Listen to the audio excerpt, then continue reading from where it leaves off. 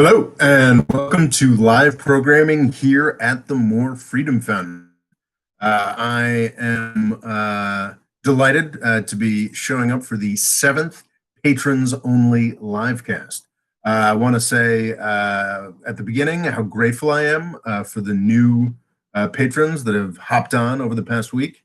It's always really inspiring. It just feels good to know that folks are interested enough in this project to be involved with it. And I'm excited watching the poll develop, where we get to choose what we'll be talking about, like what the main focus of this channel will be for the next couple of years. I'm grateful for that. For those who are new here, the format of the patrons only newscast is different. We don't do a big presentation, for the first half, and then followed by Q&A with the second half. It's all interspersed together. And one of the nice things about these live casts is that there are so few people that show up that I can deal with each and every comment that you might have about each and every item. So it's sort of back and forth, back and forth. I go down this list of, I think I've got 1, 2, 3, 4, 5, 6, 7, 8, 9, 10, 11 or 12 items to go through. It'll probably take about 2 hours. It could be a little shorter if there aren't enough comments. I see at this point that I have one person watching, and I'm very grateful for that one person. Usually we end up at around 3 or 4 or 5 folks watching and interacting, but we'll see. Maybe that will not be the case today. Regardless, many people do watch this later on. I don't know, presumably while cleaning their house or something. But so I'm going to soldier through, even though it's just one person. Say hi in the comments. Say hi in the live chat. My soul viewer. Is that you, Mom? Anyway, let's get to it. It has been kind of a crazy month in many levels for many reasons. I sort of weirdly just noticed, having put together this list, that I've got kind of like a post-Soviet focus with this news brief. And it's sort of fascinating the way that these countries are all, of course, very different, very distinct places, but they have concerns that are similar. And as sort of broader geopolitics shifts, these concerns play out in similar ways. Of course, the biggest news, and perhaps that's what I should start with, over in the post-Soviet world, was the conclusion of the war over Nagorno-Karabakh. This is, I'm going to have opportunity to talk about all 3 of the Caucasus republics. These are those 3 in between the Black Sea and the Caspian Sea, surrounded by Turkey, Iran, and Russia. You have these 3 republics that all used to be a part of the Soviet Union, and now this month are significantly less independent than from the Soviet Union than they were previously. That's sort of been the overarching battle for Georgia, Azerbaijan, and Armenia. For some, it's more of a battle, i.e. Georgia, and for some, it's more of a negotiation, like Azerbaijan and Armenia. But the struggle, the fundamental struggle, is getting free or staying free from the Russian colossus to the north that they were controlled by to some degree for centuries leading up to the late 1980s and early 1990s. And that's sort of the context of the struggle here. In Georgia, what we've seen is, I think, probably a much more typical playing out of this struggle. Georgia has absolutely had armed struggle with Russia as recently as 2008. I'm not, and there could very well have been, further clashes since over South Ossetia and Abkhazia, the sort of breakaway republics bordering on Russia in Georgia. But what has been happening, and there is significant news out of Georgia over the past month, is that this is Georgia, the country south of Russia, not Georgia the state. They had elections that have been disputed in October, and apparently there was a runoff in November of this year. The incumbent party in Georgia won the elections, but that is disputed by the opposition, which refused to participate in the next election. And when I say this is sort of more typical, I mean this is where most of these political conflicts have played out over the past 30 years in the post-Soviet republics. Sort of the question of who has power in an election, and the frozen conflicts, which Georgia has its own. We'll talk about Nagorno-Karabakh in a second. Have always been a key part of the politics of this place, but the perhaps this is I'm not sure I'm actually saying anything. Maybe it's just a tautology. It's the elections really do matter, and they tend to bring about real change. It seems like this one did not in Georgia, and the opposition was sort of angry about it. I've reviewed sort of Georgia's history, post-Soviet history, very cursorily before this. I looked at Moldova's, I looked at Belarus's a little bit. Belarus is, of course, easier because really one guy has been in power in Belarus since the end of the Soviet Union. I mean, give or take a year or two. And there's this sort of same-ish sameness with the exception of Ukraine. Though Ukraine has aspects of this as well, the post-Soviet countries are all quite small. The Baltics are much happier because they've been able to get to the EU and NATO and have accessed all kinds of funding and whatnot because of that.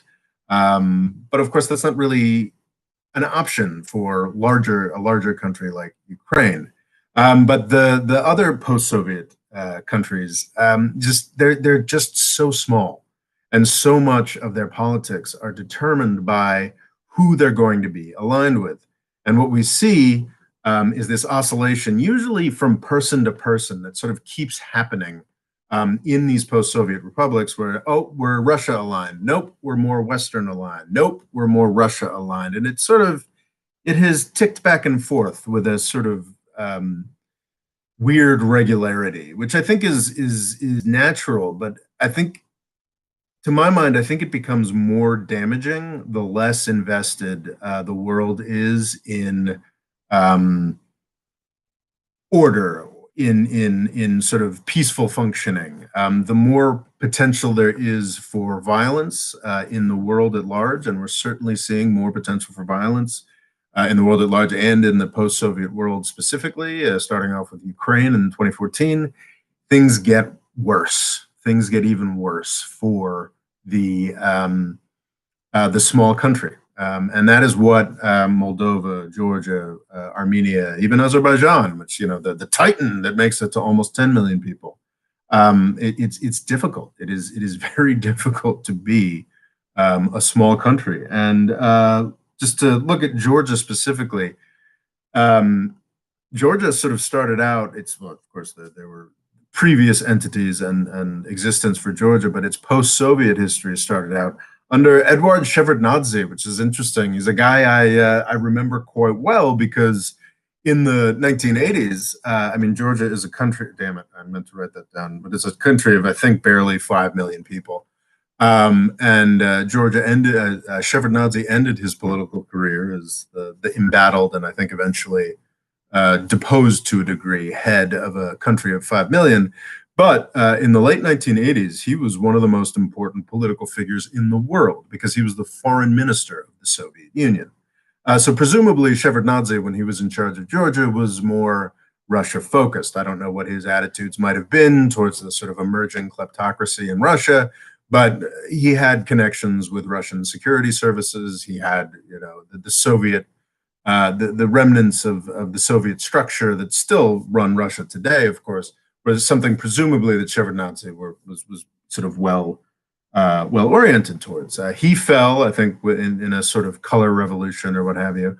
And the next most the most important guy in Georgian politics following him was Saakashvili. I should have looked into the pronunciation. Was a very controversial guy who was extraordinarily pro-West. He, interestingly, I had always assumed that he lost power after losing a war with Russia. That he obviously wasn't intending to provoke a war with Russia, but that's sort of what ended up happening. I mean, he was intending to, I believe he attacked the breakaway republics, Abkhazia and South Ossetia, assuming Russia wouldn't do anything, and then Russia did something. But he actually apparently survived beyond that because Georgia's economy was doing fairly well. However, he's now not even in the country anymore because he did eventually fall into disgrace and was replaced by a pro-Russian billionaire. He is every story describing this guy, whose name I'm not even going to attempt to pronounce, describe him as an oligarch. I don't believe he's actually personally in power at this point. He's neither the president nor the prime minister, but he is still the head of the Georgian Dream party. So yeah, it's interesting that Georgia is sort of still, and hopefully will continue, doing this sort of back and forth between Western and Russian alignment in terms of elections. What's happened in Armenia and Azerbaijan? Well, why don't we see if there's any questions here? Okay, we now have 3 people watching. That's good. That makes me feel better.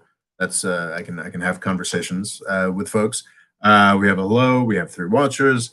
My take has a question for when we talk about Ethiopia.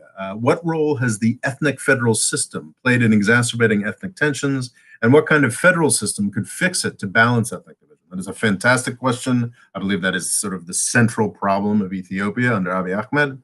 Yeah, I will talk to that when I get to Ethiopia, which will probably be after I get to Nagorno-Karabakh.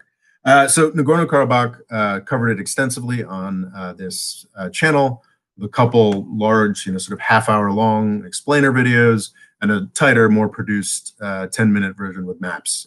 You can see those on the channel's video page. It should be easy to access. Well, what happened in Nagorno-Karabakh at the beginning of November was Armenia lost. Nagorno-Karabakh is still a Armenian ethnic enclave in Azerbaijan.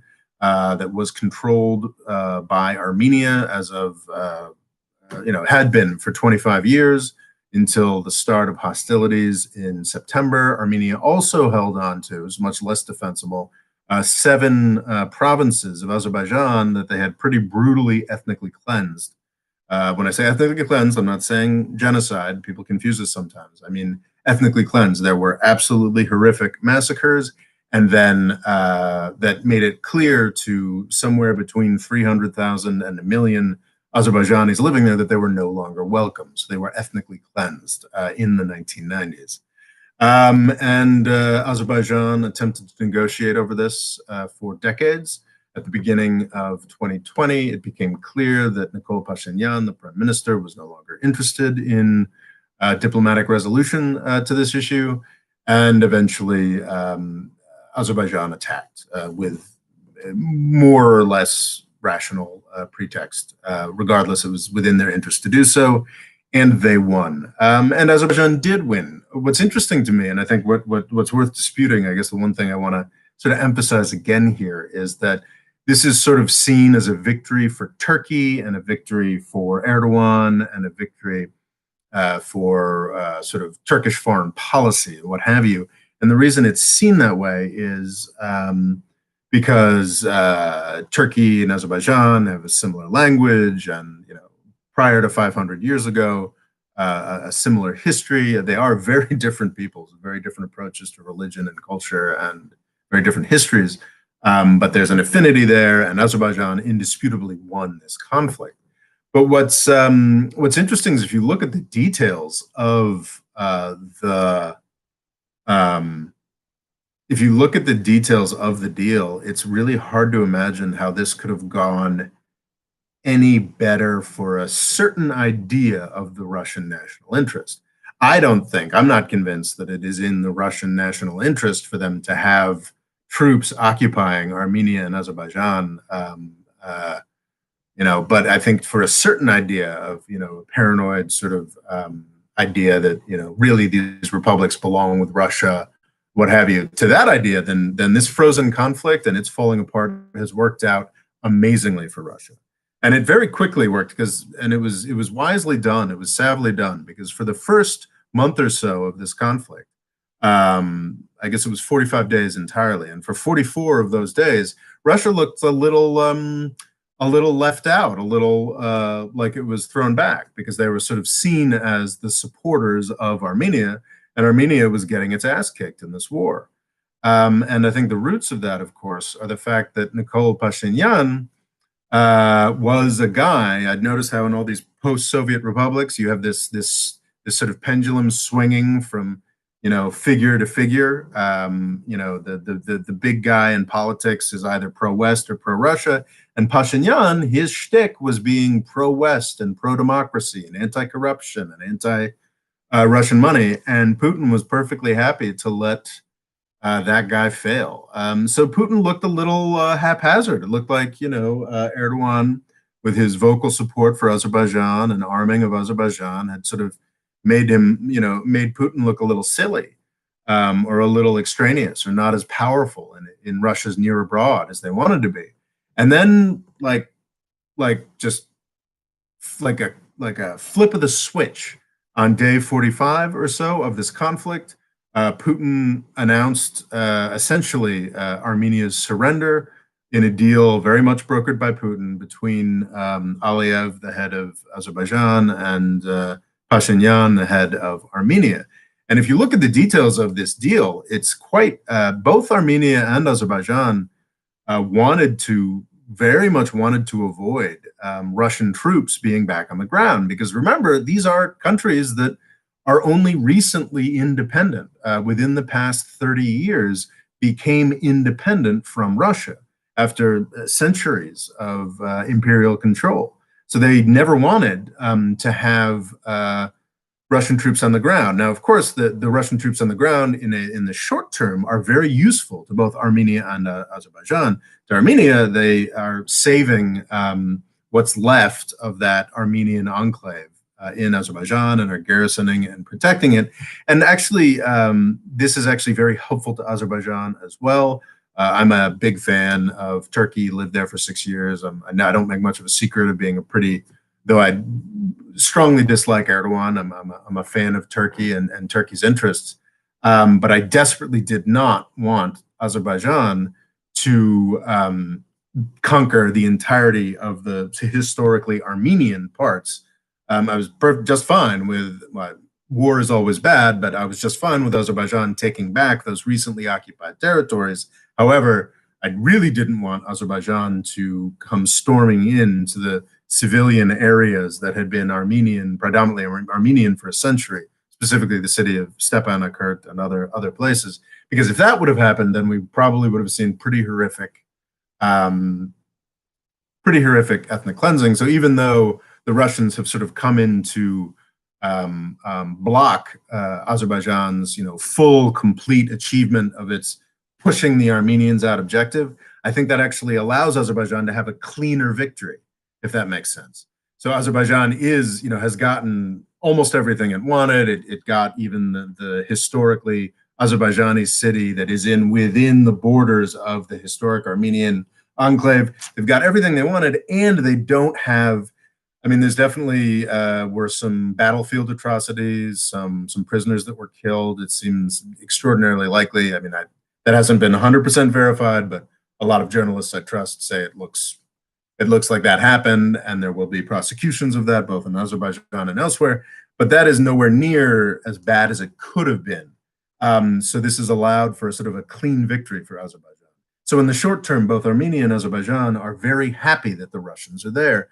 But, and supposedly the Russians are there to just do peacekeeping for 5 years. And, unless things are dramatically different in 2025, I expect things to be, this peacekeeping to be extended, and then extended in 2030, and then extended, and then extended. And I think the Russians are now back in Armenia and Azerbaijan. And of course, they're not back to the extent that they were during the Soviet Union. They don't control the governments. But they have serious control over certain aspects of the Armenian and Azerbaijani border. It's a big deal that Russia has gotten here, and Turkey is really pushing really hard to be like, no, no, no, no, we're here too. We're part of this deal too. We're part of this.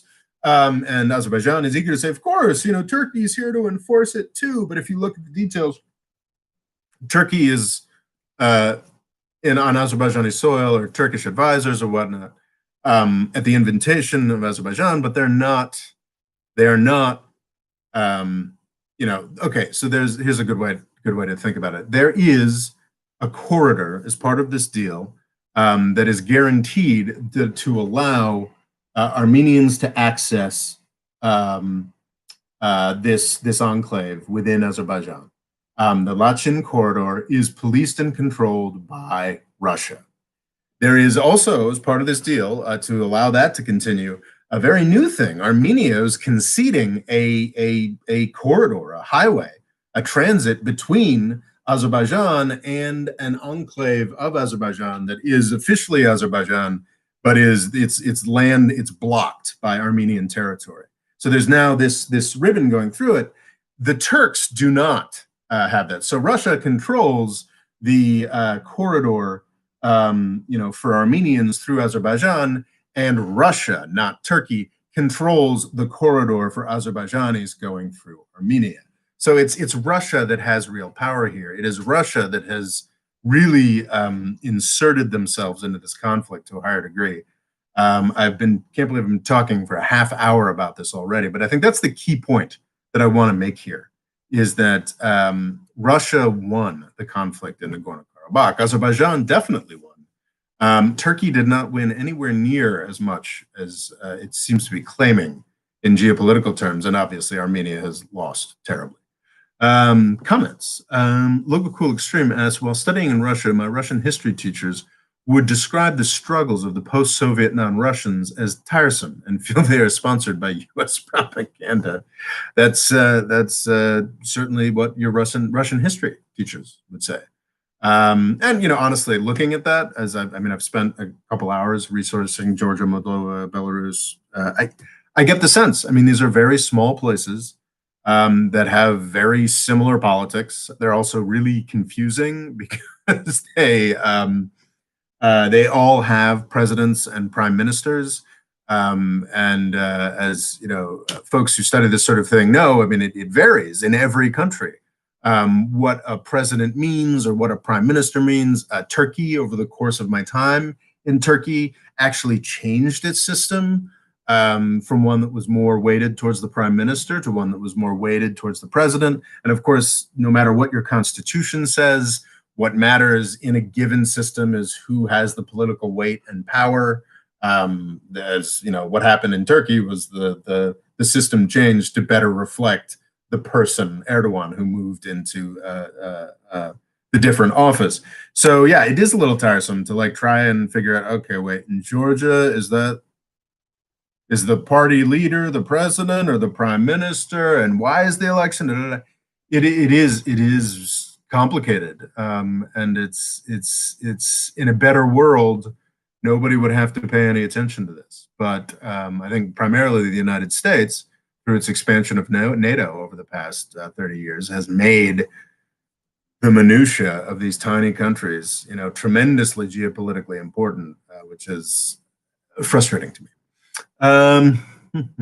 Logan Coldstream says, is she right, or are the claims of the post-Soviet states more legitimate?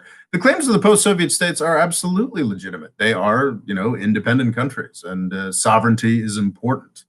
So yeah, those claims are important and legitimate, and their struggle for more complete self-determination is a good thing, all for it. But it is a little boring and repetitious to sort of attempt to, wrestle with the details here. And of course, they all seem to have a similar frozen conflict going on. Perhaps Belarus will have one too, a new one too. Is it fair to say Azerbaijan is a vassal state of Turkey in the same way Saudi Arabia is to the US or China is to Pakistan?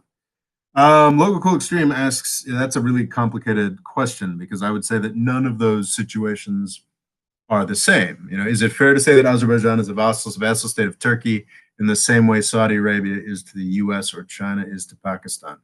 I would say no, because Azerbaijan's security is guaranteed by, well, many more things than Saudi Arabia. I mean, Saudi Arabia is, without the US security blanket, Saudi Arabia is essentially nothing. Azerbaijan is a real, I mean, sorry, that's overly reductive. Saudi Arabia is not nothing. It is, vibrant people with interests, whatnot. It does not have real independent military capacities. It's been proving for the past 5 years in Yemen. Azerbaijan, has a real military that has just won a conventional war. So Azerbaijan does have independent power. It's of the three republics in that little sort of cockpit there in between Iran, Russia, and Turkey. It is, I believe, actually, I'm not entirely certain about Georgia's military capabilities, but I believe Azerbaijan to be the most powerful among those countries. And it's not. I think there are strong cultural affinities between Turkey and Russia, but there are not. Between Azerbaijan and Turkey, but as we now know, with Russia, occupying significant chunks of Azerbaijani territory. I mean, Russia is the big dog here, not Turkey. Let's see here. And of course, China and Pakistan, it's an entirely different issue, just in terms of sheer scale, if nothing else. Something that I need to study more, which patrons can vote for if they would like me to study the relationship between Afghanistan, India, and Pakistan, which of course is tremendously important for relationship with China. I've talked about the ramifications of this war, but I could see a desperate BJP trying to pull a stunt like this in 2024 when the next Indian and US election is to retake Kashmir entirely. Wow. So again, getting to India and Pakistan issues that I don't entirely understand. My understanding is that there are Pakistani and Indian occupied areas of Kashmir. I believe that Pakistan's got a nuclear bomb. So I think that India would be wary of taking advantage of like the 2024 presidential election to start a nuclear war. I think they've already acted to crush sort of independence and autonomy in the parts of Kashmir that they control, and have managed to do so with relatively little problem. So yeah, I think that Pakistan again is also a more serious, despite being an extraordinary basket case, it is not declawed or vulnerable to the extent that, say, the Armenians were against Azerbaijan, or the Tigrayans are against Ethiopia. So yeah, I don't think that's particularly likely. Okay, so I've covered Georgia. I have covered Nagorno-Karabakh. I do just one last thing on Nagorno-Karabakh. Over the past month, after the past week, there's been some news stories that are indicating that Pashinyan, the guy who just lost this extremely nationally significant cause for Armenia, is obviously in some danger, probably physically, but certainly politically. There are many actors in Armenia who want him to fall. What's interesting is over the past week, Putin has spoken up for Pashinyan, which is kind of, I mean, who knows? Maybe it's a bid for stability in a country that is now much more directly a Russian satellite. But it is a really sort of emasculating thing for Pashinyan, a guy who was supposed to be anti-corruption, anti-Russian influence, and now his political career is limping on because Putin, prefers the devil he knows than whatever the next devil might be. So this is pretty grim. Belarus is something that I wrote up in the sort of advertisement for this before really researching it. I think I saw some too optimistic stuff on Twitter and went with that when I was writing this up. But having researched it further, I am not as optimistic as I was about Belarus as I was in the description I put on the YouTube community page. What I do think, and I continue to believe, that The U.S.'s choice under Trump not to get involved in the Belarusian issues is the right one. I think there was a disputed election. Belarus is long. He's the Lukashenko, the guy who's been running Belarus since the early 90s, early to mid 90s, is often referred to as the last dictator in Europe. In August, there were elections that his government claimed he won, but there have been massive street protests in the ensuing months. Opposition leaders have not conceded this election.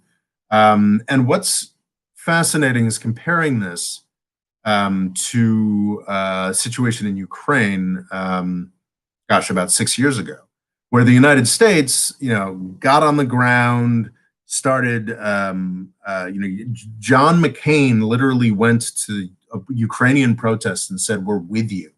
And that ended up with disastrous civil war, the democratically elected president getting booted out, 10,000 deaths, and a now simmering. Can you have a simmering frozen conflict? I don't know. A frozen conflict in Ukraine as well. All of those things could have happened. I think Trump has gotten criticized in some circles for not, forcefully saying where we support Belarus. I should have pointed out, sorry, Belarus is directly north of Ukraine on the border with Russia, and I believe shares borders with the Baltics and Poland. That too, it's a post-Soviet republic as well. And Lukashenko has always been very closely affiliated with Russia and Putin. So yeah, if Trump had sort of done the standard U.S. president thing here and like, "Oh, we're with you," that would have made Putin much more eager to support a nasty crackdown. That has not happened. The conversations continue. What I saw as a sort of somewhat misleading BBC headline that I think I've reproduced below, that it sort of said, "Oh, Lukashenko may just be giving up." And if you read the body of the story, that's not really the case. What Lukashenko had hinted was that, "Oh yeah, maybe it is time for Belarus to have a new system. And if we did have a new constitutional system, well, I probably wouldn't be here." So it's very vague, very in the future. It's not, indicating that he's about to give up. But the fact that negotiation is continuing, people have not died in large numbers. It seems, Putin, instead of having the easy popularity building option of being like, "How dare the Americans try to do another one of these CIA color revolutions and take away one of our last allies," instead of having that sort of very easy to and politically popular approach to take, he can't do it because Trump's not talking about it, and we're not, we don't have senators going down to lead the protests in Belarus. So Putin has to be like, "Well, shit, maybe it's time to cut Lukashenko loose. He can't handle, running this country." So yeah, I mean, it's too early to tell whether Lukashenko will actually get forced out through this process, but it is indisputable to me that Belarus is a much happier place than Ukraine was 5 months after their massive protest movements started up. So yeah, I mean, fingers crossed that things can stay stable there, and that Lukashenko will find his way out peacefully to a nice retirement dacha in the outskirts of Moscow or something.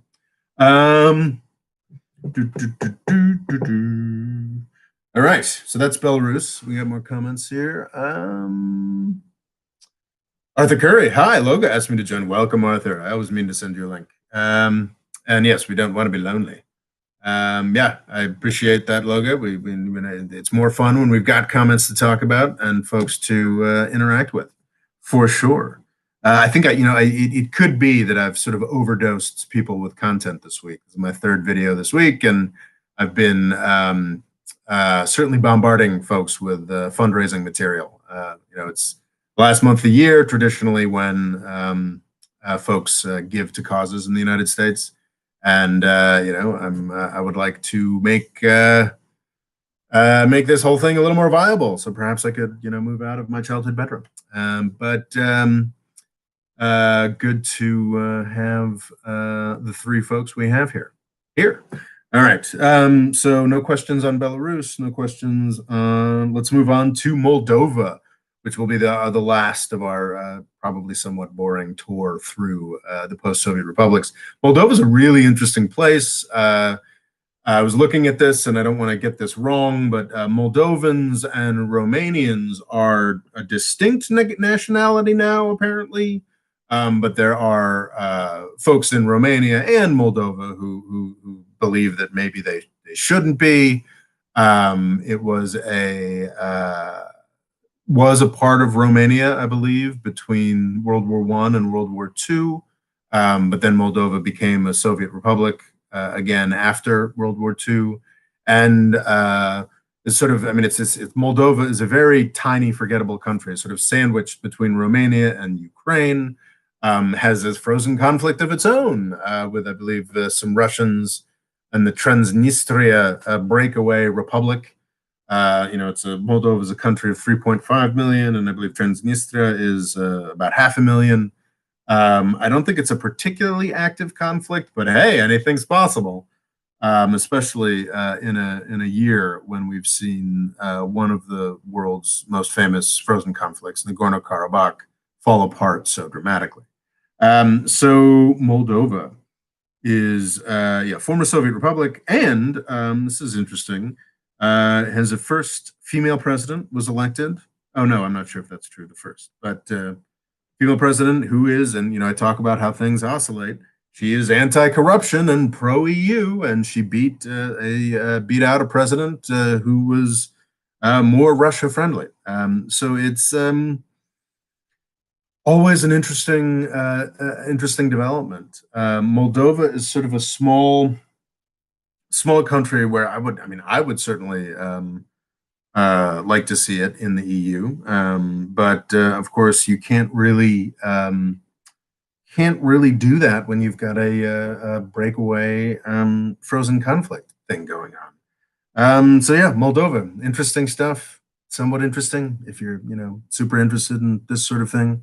I think I see that. I think that was what I wanted to say about Moldova. I see a lot of unwarranted excitement in all of these places when a pro-Western or pro-US person gets elected or comes to power or comes to power in a country. It's always like, woo, it's amazing, it's so fucking cool now, yay!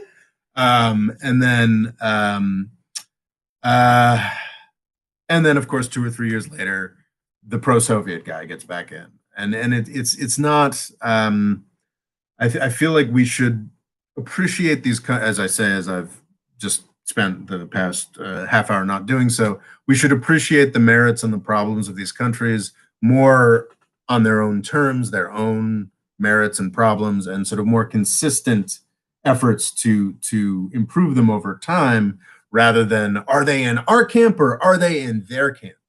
That said, I wish Maya Sandu all the luck in the world. And yeah, we shouldn't be totally cynical about this sort of stuff. That we don't need. We shouldn't be too cynical, but just this sort of like our team or my team. I don't think that way of looking at things really serves any of these countries. Okay, so we're done. We're done with the Soviets, the post-Soviets. I hope you all found that interesting. Okay, questions and comments. Loga asked me to join. Loga's here. Gilad's here. Woohoo! That's great stuff. Welcome. Do we have any questions about the post-Soviet republics?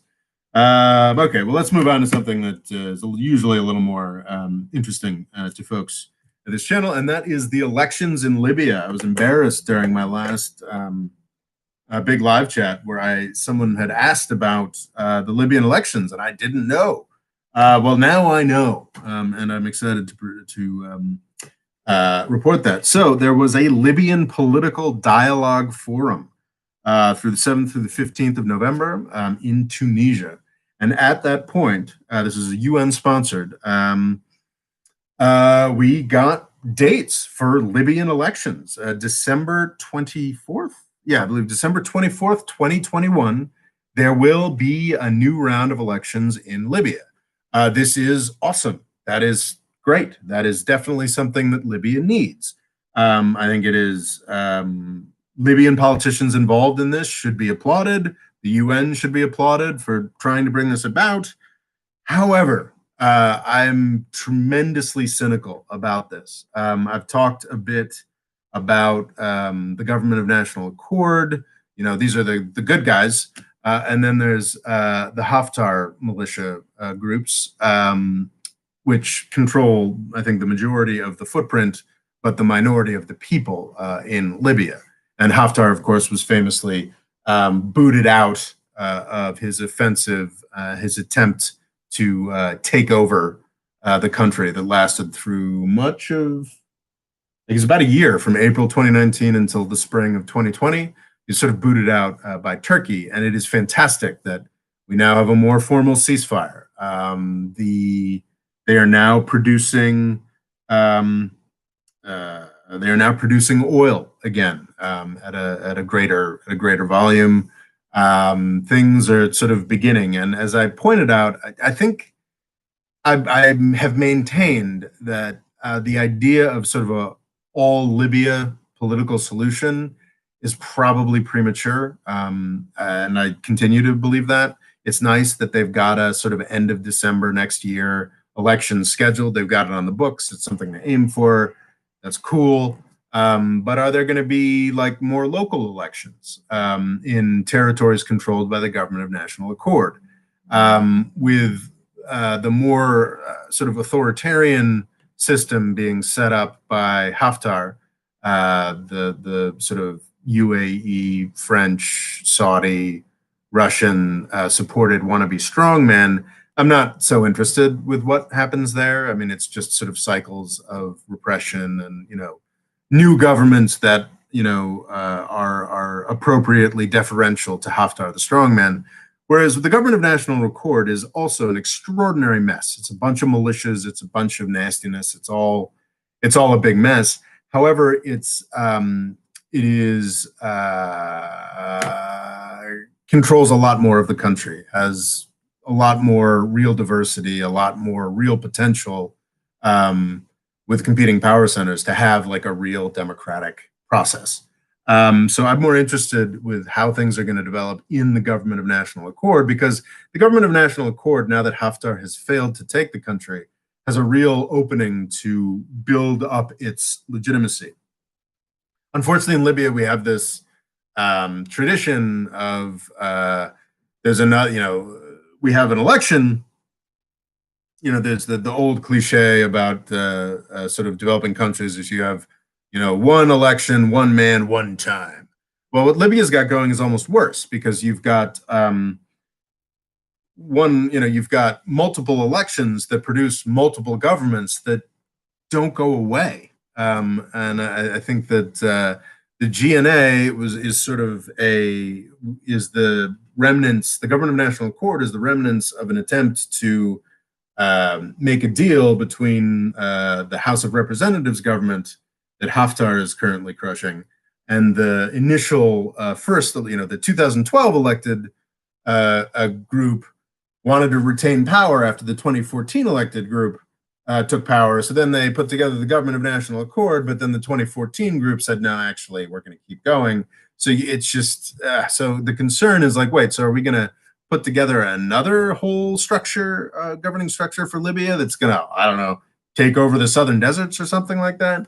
I don't think it'll be that bad, but I do think that there needs to be a little more focus on building up governing capacity and making the internationally recognized official UN-sponsored GNA government something that people can be a little more invested in. I don't really have much hope for the Haftar-controlled regions until Haftar, hopefully retires back to the Virginia suburbs.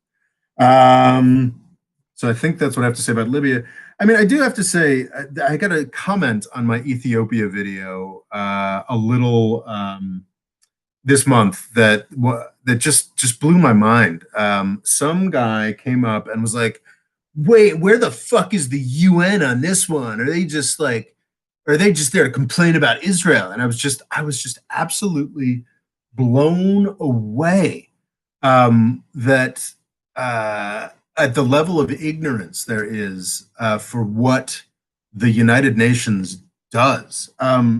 Libya, to the extent that there is a peace process in Libya and governments, that's all the United Nations. I mean, the United Nations has not been adequately supported in its work in Libya because the UN designated a government, set up a negotiations process. They've set up another. I mean, it was the UN that funded and put together this Libyan political dialogue forum that has set up the elections for next year. I mean, they are intimately involved with every level of trying to put this place together. And the reason it's failed so miserably in Libya is because a whole bunch of sort of mini regional powers have decided to play dick waving and decided to pick rival sides. I mean, the United Nations can't do much if sort of Turkey and Italy are on one side and Russia and France are on the other. And they're trying, and it's definitely worth supporting. But this idea that the UN doesn't do anything in Ethiopia, the UN is killing itself. Not killing itself, but the UN is working very hard trying to get humanitarian support into Ethiopia. The UN are the folks looking. I mean, they're folks coordinating, looking after the refugees from Ethiopia that have now made their way to Sudan. The United Nations is just an incredible level of things.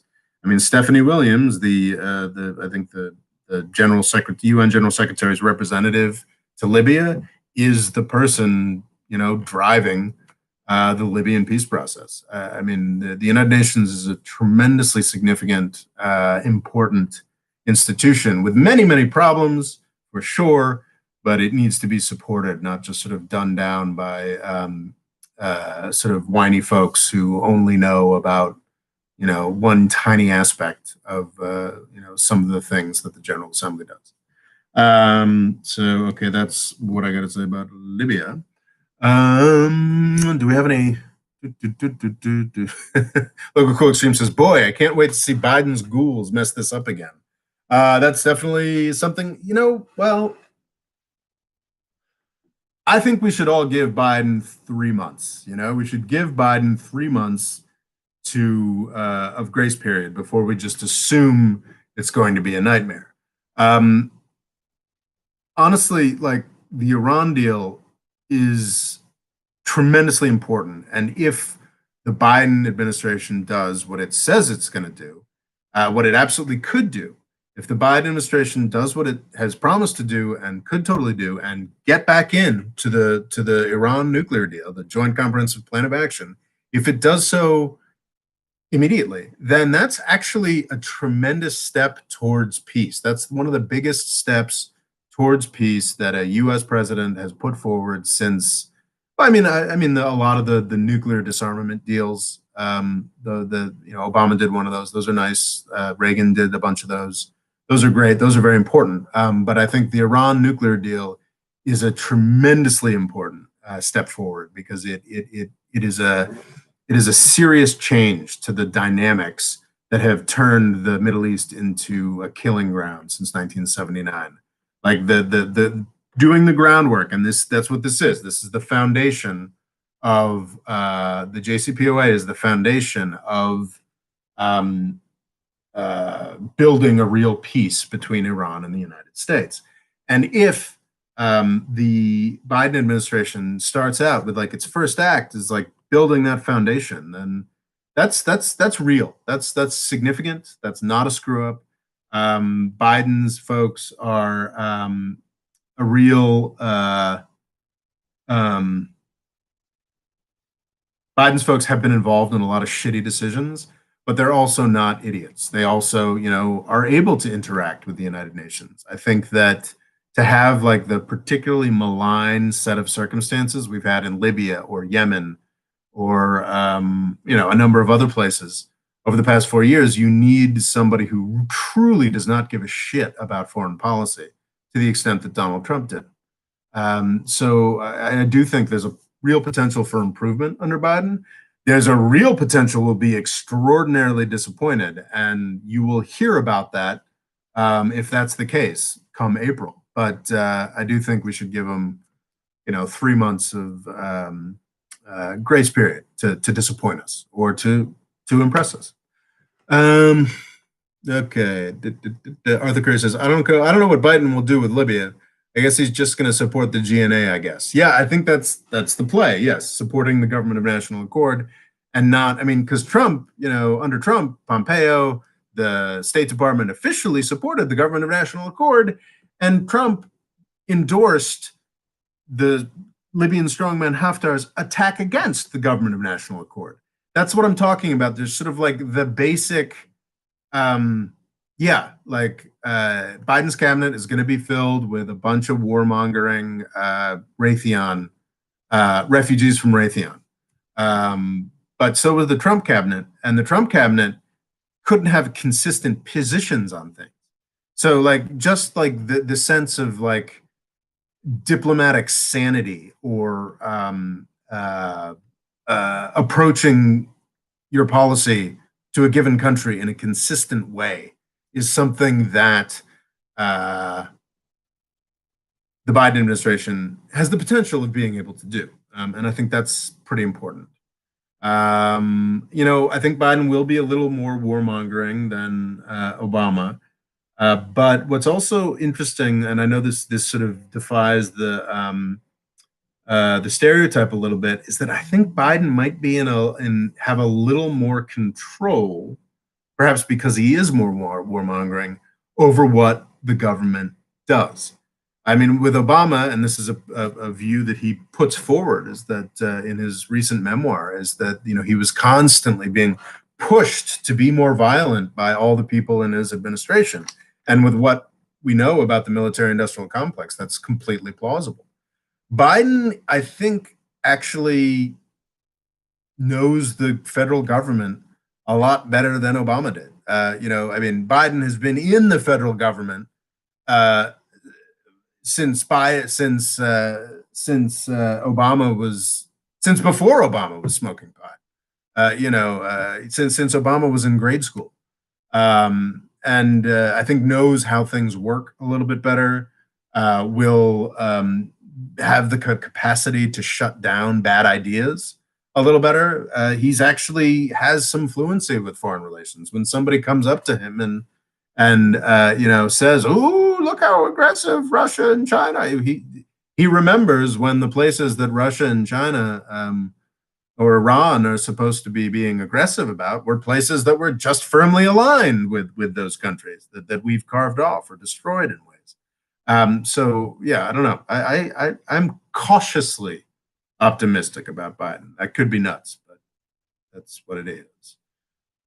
Okay, who is Doomslayer, which is Local Cool Extreme's Twitter handle. Let's see. Local Cool Extreme says, I've noted a lot of UN pessimism. One such place is a YouTube video which criticized them for laughing out Trump's Iran sanctions. Yeah, which I thought was fantastic. The United Nations, basically. That was one of the more amusing. I should have probably done an installation of the Iran sanctions story, but basically Pompeo, after pulling the United States out of the Iran deal, which led to, I believe, quite contractual escalations of the Iran nuclear program, then attempted to go to the UN and say that because of the Iran nuclear deal, the UN should put more sanctions on Iran, which is pretty extraordinary. And he was laughed out of the building, which is, I liked. But yeah, the UN pessimism kind of pisses me off. Okay, so God says, what if Israel killing scientists is illegal because he's civilian? Then Israeli airstrikes in Syria are not illegal because it's military. Well, yeah, but you got to technically be at war with a place to bomb it. I know the United States isn't, but Israel isn't quite on our level. Yeah, I'm not a fan of any kind of airstrikes, Gilad. I think you know that. Rob says I just made airstrikes in Syria kosher.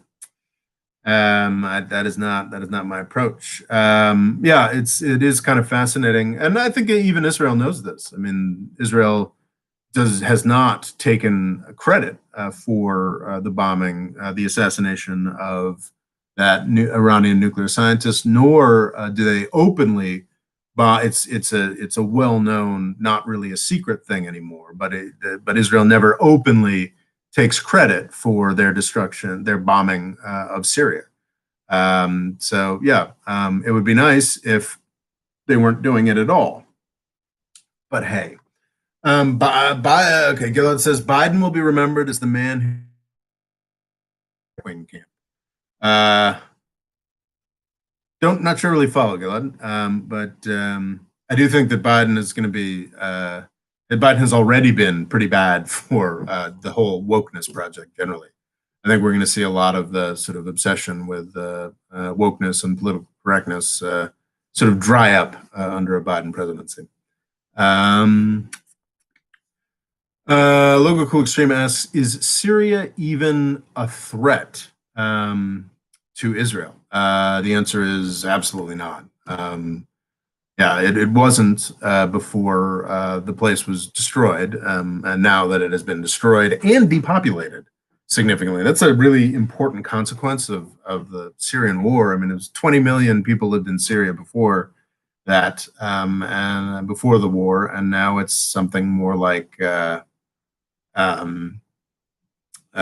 15 million, something like that. And of course, many of those people have been immiserated and live in refugee camps. And yeah, Syria is not a place that is going to launch any kind of attack on Israel. And my understanding is that Israel somehow justifies their bombing campaigns. What really justifies Israel's bombing campaigns against Syria is that nobody pays any attention.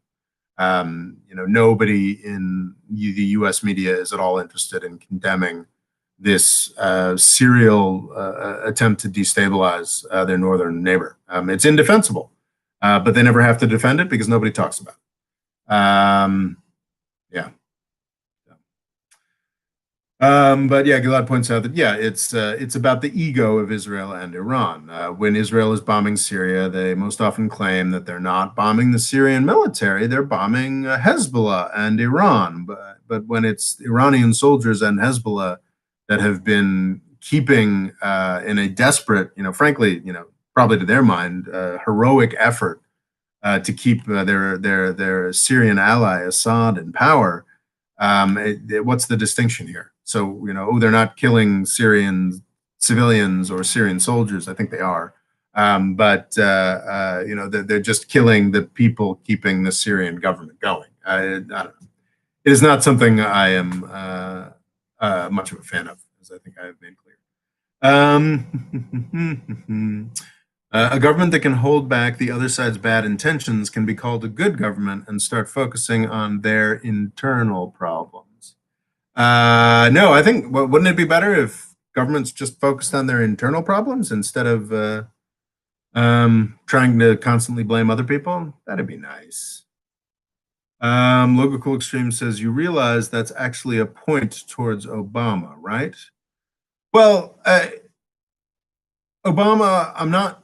So if you're talking about how Obama's constantly saying, oh, I didn't really want to do this, my government made me. I think that is a point towards Obama to some extent. Yeah, it's his instincts are certainly better than others.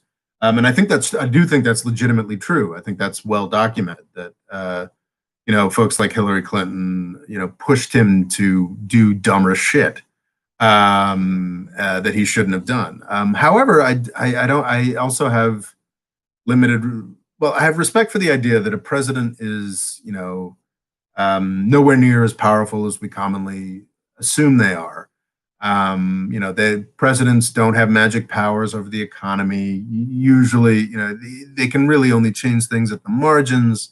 It's mostly luck, whether the economy does well or poorly on their watch. But what a president really does have personal power over in the Constitution, in growing tradition in sort of administrative law and legal practice in the United States, a president has power over foreign policy. So while I am sympathetic to Obama's self-portrayal as being pushed into things, I'm only sympathetic to an extent. Like, he was the fucking president. Like, um, Libya is his fault. Syria is his fault. Uh, Ukraine is his fault. And yes, it is interesting and worthwhile to look into, the details of why this happened as a historical matter and as a political matter. But yeah, like, you're the fucking president. The buck stops there. And of course, Trump takes this to the utterly ridiculous extent, to the point where he won't even back up his own employees, and seems to constantly be at war with the folks who work for him. But yeah, like, I think the whole, and it's been coming out a lot recently. I think the first book, or rather excerpts from the first volume of Obama's memoir, have been all over Twitter in recent weeks. So yeah, it's just this sort of like, oh man, I totally would have been like, the most peaceful. I would have been like a better version. I would have been like a cooler version of Jimmy Carter in terms of like, peacefulness and good for the world if it weren't for all these people I hired. That doesn't hold a lot of weight with me. Gilad says, it's really sad that Obama had to be a total success story to be a president, but Trump only had to be a white man with money. That's a very good point, Gilad. It is amazing. I critique Obama because he was the president, and presidents ought to be critiqued. But comparing like the life stories and the capabilities and the dignity and the of Obama to Donald Trump. I mean, it's like comparing a rocket ship to a pile of shit. Like, I mean, like, obviously, Donald Trump is a garbage nightmare person. And Local Extreme points out that, yeah, not, a loud white man with money. Jeb Bush had more money and he lost pathetically. Did Jeb Bush have more money? That's a really interesting question, actually, whether the Bushes are richer than the Trumps. That's a fascinating question, actually. I would bet, yeah, I don't know. That's interesting. Like, maybe the dollar amounts are higher for Trump, but the debt is much higher. Like, when Trump is gone, like, his empire will disappear.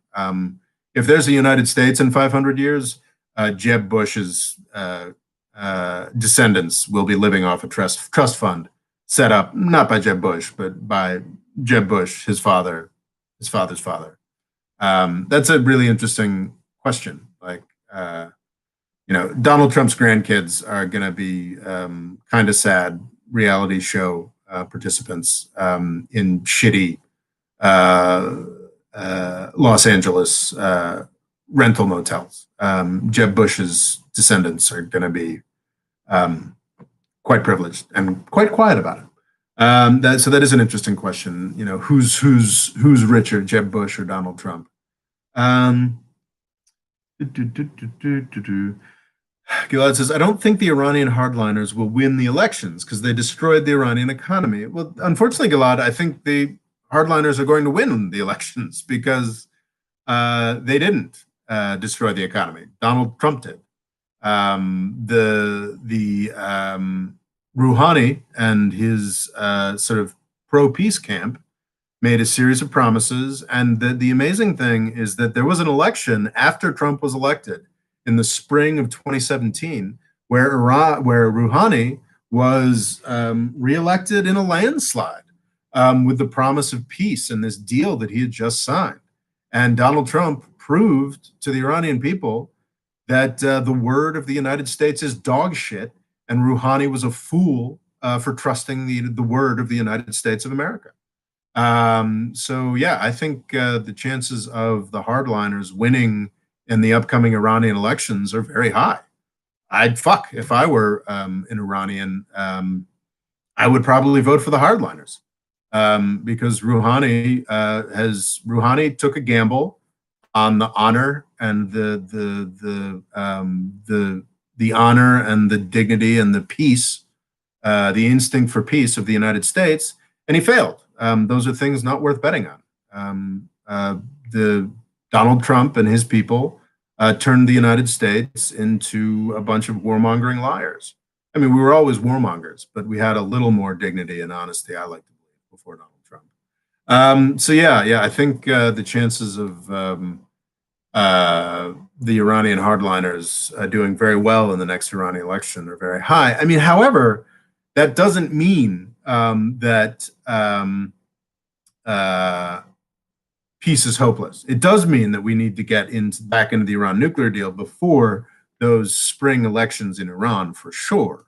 But I think if the deal is together and functioning, then the Iranian hardliners will have no choice but to continue to build on that foundation. If, of course, the US hardliners don't ruin that entirely, is my expectation.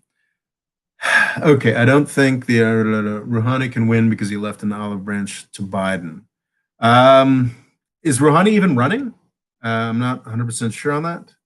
Local Cool Stream says, I disagree. The hardliners thrive in these kinds of conditions. People forget that the reason the Iranian Revolution didn't collapse in the first years is due to the Iran-Iraq War. Absolutely. You know, theocracy becomes more powerful, more extreme, more revolutionary governments become more powerful when the country is attacked. That's what Donald Trump did.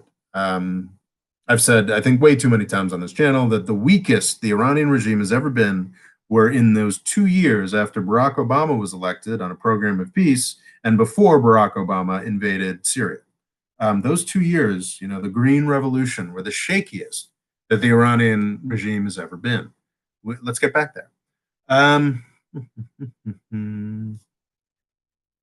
Arthur Curry says, I think they might not do too well if the sanctions are lifted. I don't know. And Arthur Curry asks, who even is the main hardliner right now in Iran? It's an interesting question. I'm not as up on Iranian politics as perhaps I should be. It's interesting because there are factions within factions within factions. Like the famous hardline president of Iran a decade ago was, Ahmadinejad. My understanding is that Ahmadinejad is like a weird marginalized crank figure now. Like for a minute there, 6 months ago, his Twitter feed was hilarious. He was sort of rooting for my football team, the Michigan Wolverines, you know, in his English language Twitter presence. He's kind of a weird joke. I mean, Iran has real complex and involved politics that go far beyond the complexity of moderates versus hardliners. And unfortunately, I can't speak to that right now, Arthur Curry. I haven't familiarized myself with the state of play in Iranian politics. Okay. Gilad says, I don't think the Iranian people really want nukes, so they're probably not sad about Farizadeh. That's ridiculous, Gilad. Like, I don't want nukes, but you know, if a U.S. nuclear scientist was murdered by China, I would not be fucking happy. Sorry, Gilad. Excuse my being negative. But yeah, I think that's quite silly. I don't think the Iranian people are happy that the U.S. or Israel or some affiliated terrorist group are murdering Iranian scientists.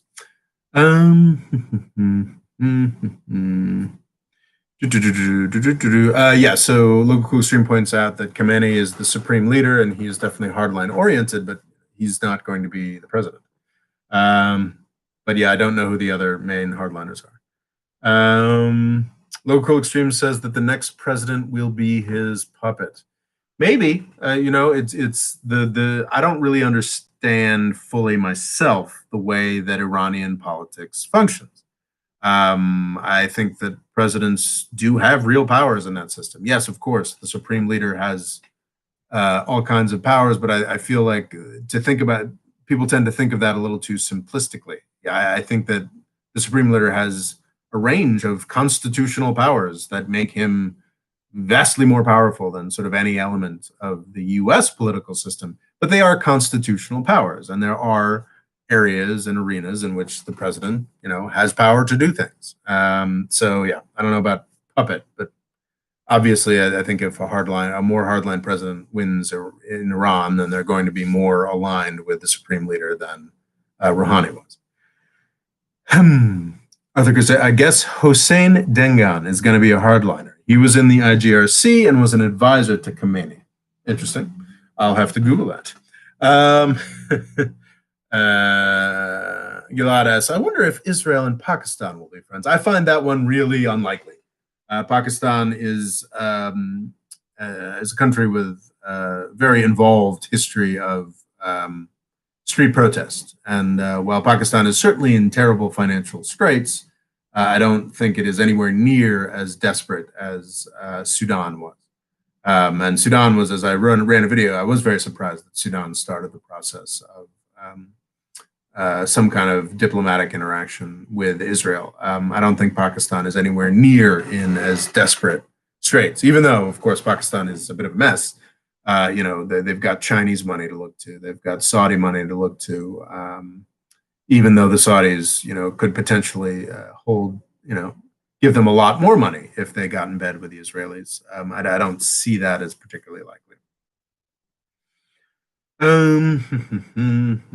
So Hossein Dengane is running for president of Iran. Yeah, I think in January probably. I'm going to really dive in on Iran and the Iran nuclear deal. Honestly, I'm actually going to probably dive in on U.S. politics again with sort of a brief three-parter. I really want to sort of. It's been interesting because throughout this, if anybody other than Trump was president with his sort of positions on sort of U.S. foreign policy in the deep state, if anyone other than Trump, would be competent enough to actually pursue these policies, I probably would have supported them, even if they were, well, I don't know, not if they were quite as racist and anti-immigrant as Trump is. But there are aspects of Trump's critique of the sort of deep state, the blob, and U.S. foreign policy that are 100% accurate. I think that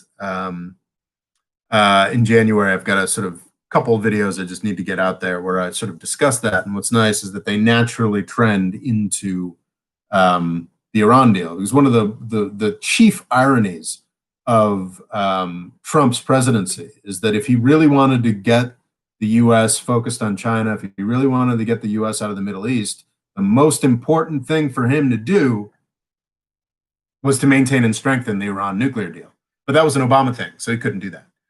So I think that I will, in January, I'm going to be diving in on sort of that weirdness, that weird tension, how like the Russia hoax and the anti-Iran panic are actually kind of the same thing.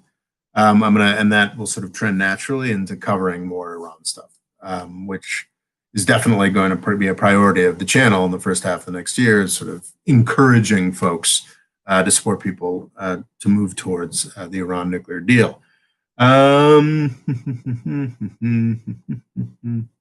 Let's see, he's running for neither did the Russians, the Indians, and the Pakistanis. Look how that turned out.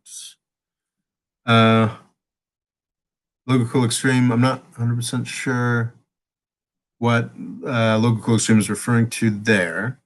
Israel is more friends with India than Pakistan, says Arthur Curry. I think that's true.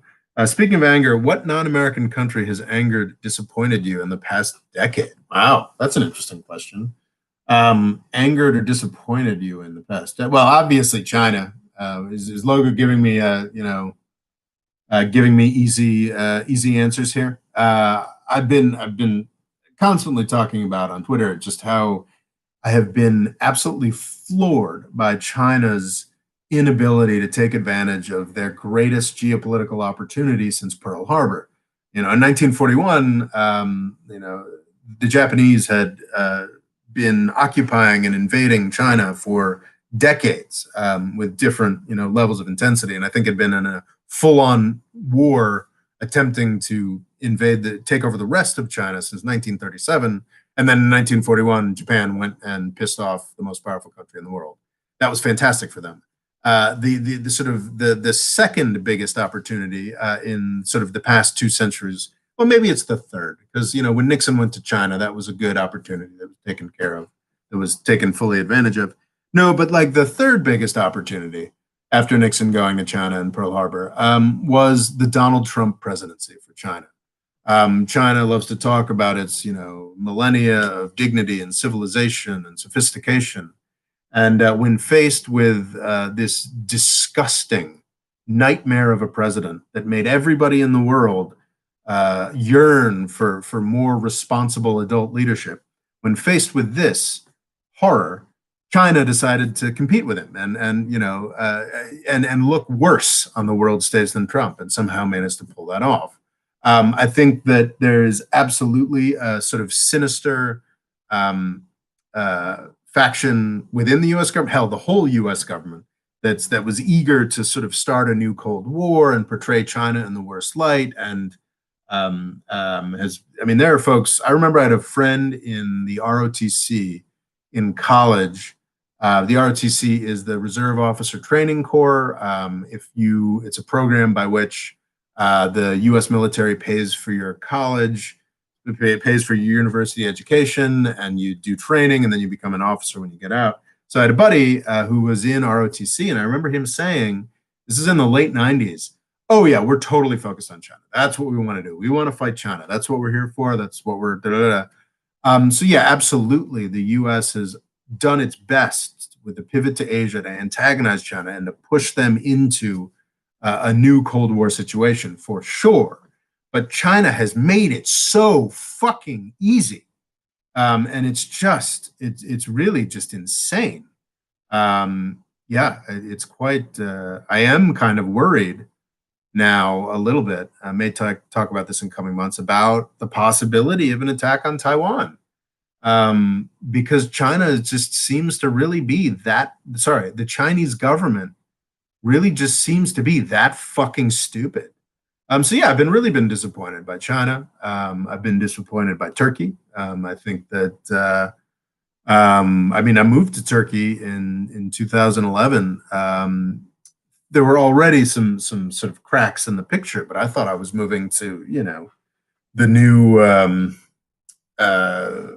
one of the rising economic powers of the world, and it was gonna Turkey was gonna become a business leader, and Istanbul was going to become the new center of world culture. And I was excited and deliriously happy, and I adored all 6 of my years there, but then just sort of watched it all fall apart. I had a lot of friends who were journalists in Istanbul, and they'd talk about moving there earlier than I had. And oh yeah, we were here to cover like arts openings and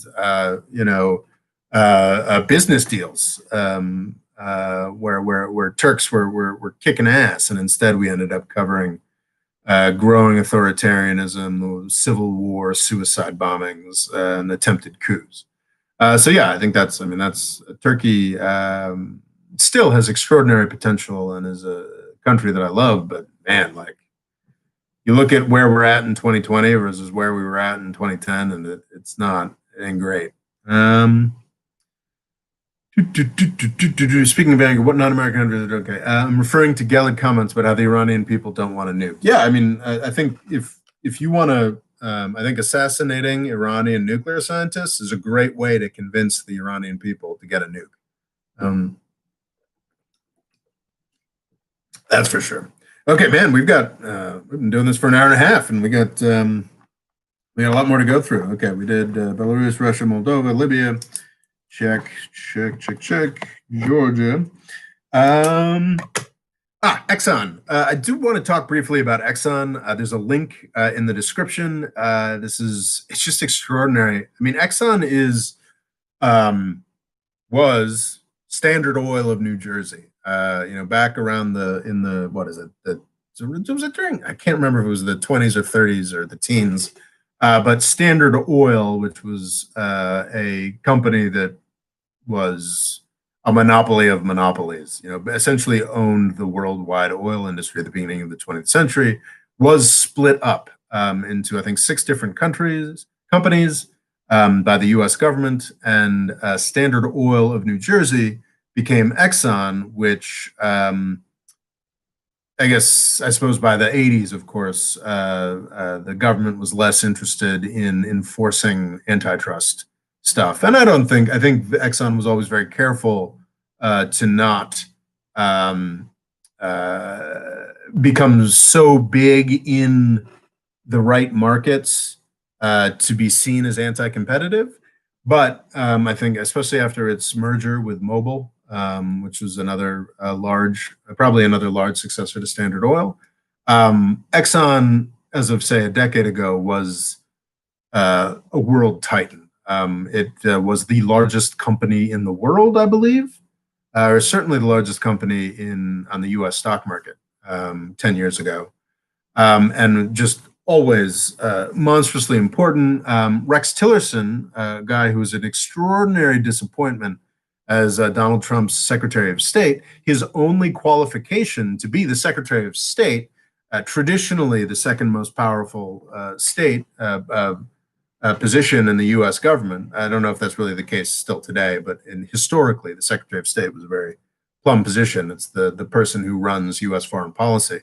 Rex Tillerson, became Trump's Secretary of State, and his only qualification was that he had run Exxon, and that was generally seen as enough in 2016. This is, the super major of the super majors, one of the biggest and most prestigious oil companies in the world, and wow, has it been beaten up over the past half decade. A lot of large oil companies, usually more the European ones, have now, spent a decade trying to reposition themselves to be like, oh, we're green friendly, we've got the renewable investments, we're more of an energy company, we're not oil companies, we're energy companies. And whether successfully or unsuccessfully, they've to this point largely unsuccessfully, but they've started making the investments. They've started thinking about, okay, how do we reposition ourselves? And Exxon was never interested in that. Like, we are Exxon. We are the super major of super majors. We are the biggest company in the world. We, depressions, oil price fluctuations mean nothing to us because we are fucking Exxon. And when the oil price goes down, it's an opportunity for us to buy up all these loser companies because we're the big deal. That hasn't worked out so well over the past 5 years because the oil price has remained lower for longer. And even to the beginning of 2020, Exxon was like, nope, this is our opportunity to grow when everybody else is giving up. We're buying up assets. We're going to spend more money. And then, of course, the coronavirus crisis that was already it was a rickety strategy that was falling apart, and now it's been demolished. Now it's Exxon. It's not the company is not going out of business. The company is actually still paying an extraordinarily generous dividend that's probably not going to survive to shareholders. I was actually sort of considering myself, like, should I buy some Exxon stock? Because it's like 10% of the value of Exxon stock right now gets shot out to shareholders every year. But of course, to buy Exxon stock, you have to make the gamble that Exxon's going to be here in 10 years. And, Exxon might be here in 10 years, but it won't have the same high dividend that it does. It's done I think it did a 20 or $25 billion write down of assets recently. So basically that means that all of these assets that they'd been, spending money on in the current market, they're worthless. Like not all the shale oil, but some of the shale oil investments they made, some of the tight oil investments that they made in the current oil market, you can't make any money out of those investments. They had to be written down. And of course, the most sort of symbolic thing, there's the Dow Jones Industrial Average, which is a selection of about 30 companies that are sort of seen as the true blue chip pillars of the American economy. Exxon was one of them. And then last month, it was booted out of the Dow Jones. It's quite extraordinary. I don't know if I'm doing a good job describing it, but to see a company that had such extraordinary power in the United States and worldwide humbled like this is it's some real fall of empire shit. It's fascinating, and it absolutely is. It didn't have to be this bad. They could have made smarter decisions 5 years ago, and Exxon would have kept rolling on for quite some time, and it will keep rolling on for quite some time. But now they need to change strategy. They need to It's a fascinating story, and there's a link in the description. Okay. Question. Speaking of anger, okay, I'm Gillen. Local Cool Extreme says, I, for one, fully support conservatives dumping their money into ExxonMobil. Yeah, it's probably not a good investment, but man, that dividend yield. Like that one guy getting evicted for dumping money into Trump. He should keep going. Oof. Yeah, oh, that's grim. Meanwhile, in the Alaskan Sea, Fadel says, well, I'm wait. Well, welcome, Fadel. We've just started talking about Exxon, finished talking about Exxon, and I think we talked about Libya already. Sorry. Okay, let's talk about Yemen. There's like sort of three interlocking things that are all a little, all incredibly depressing. So Yemen, as we all know, is a tremendously horrific humanitarian crisis, and this actually ties back into the United Nations thing that I was talking about. The United Nations and an incredible range of humanitarian organizations have done heroic work over the past 5 years, keeping Yemenis alive. I think it's some absurdly high percentage. Is it 70% of the people in Yemen depend on humanitarian assistance to survive? Out of a population of, geez, I think it's around 30 million people. Current estimates are that 250,000 people have been killed or died through famine, cholera, coronavirus, any one of a number of horrific things. But over the past 5 years, many Yemenis have been maintained through the heroic work of the United Nations and other humanitarian organizations. That work, ironically, was funded to a large degree by the Saudi and other Gulf countries that have been destroying Yemen. Because, like, oh, how could we be bad? How could all this bombing of hospitals and school buses be bad? We're the ones paying to keep people alive, which is, fucked up, but true to an extent. And it, of course, wasn't just their money, but it was a lot of their money. A lot of it was their money and money from everywhere. Well, what's happening now, of course, is the coronavirus economic crisis. So what that means is that governments don't really have money, or rather the money that they have to spend, if they've got a sort of central bank or a position of privilege that they can sort of invent money to spend, that money is spent within their own countries, dealing with the health catastrophe in their own countries, attempting to provide economic stimulus in their own countries. So the humanitarian funding that has been so vital to keeping Yemenis alive over this past 5 years of horror has now been halved. It's just gone. And I do feel that to those who only follow these things tangentially, it can seem like people are constantly crying wolf about Yemen. Oh no, this is horrible. Yemen's terrible. It's the world's worst humanitarian crisis. And we've been saying it since 2012 and nobody pays any attention to it. So who cares? Sorry, we've been saying it since 2016, so nobody cares. But no, this is bad. This is real fucking bad. Of course, the Trump administration, being the Trump administration, is taking steps to try and make things worse. One thing that the Trump administration wants to do is designate the Houthis a terrorist organization, which is just fucking nuts. The Houthis suck. Houthis aren't great. But the Houthis are Yemenis trying desperately to defend their country from Saudi Arabia.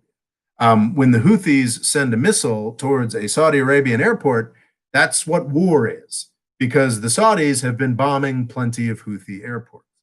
And it's just extraordinary that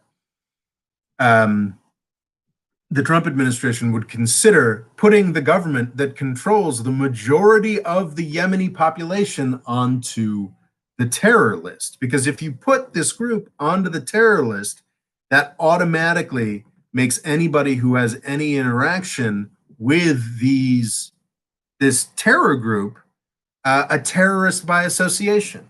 So basically, I've already described this situation where the humanitarian situation is shaky and running out of money.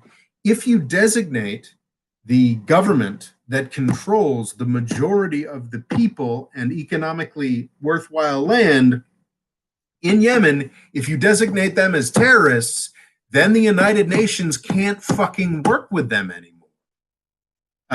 So it's an extraordinarily irresponsible move that the Trump administration is taking here.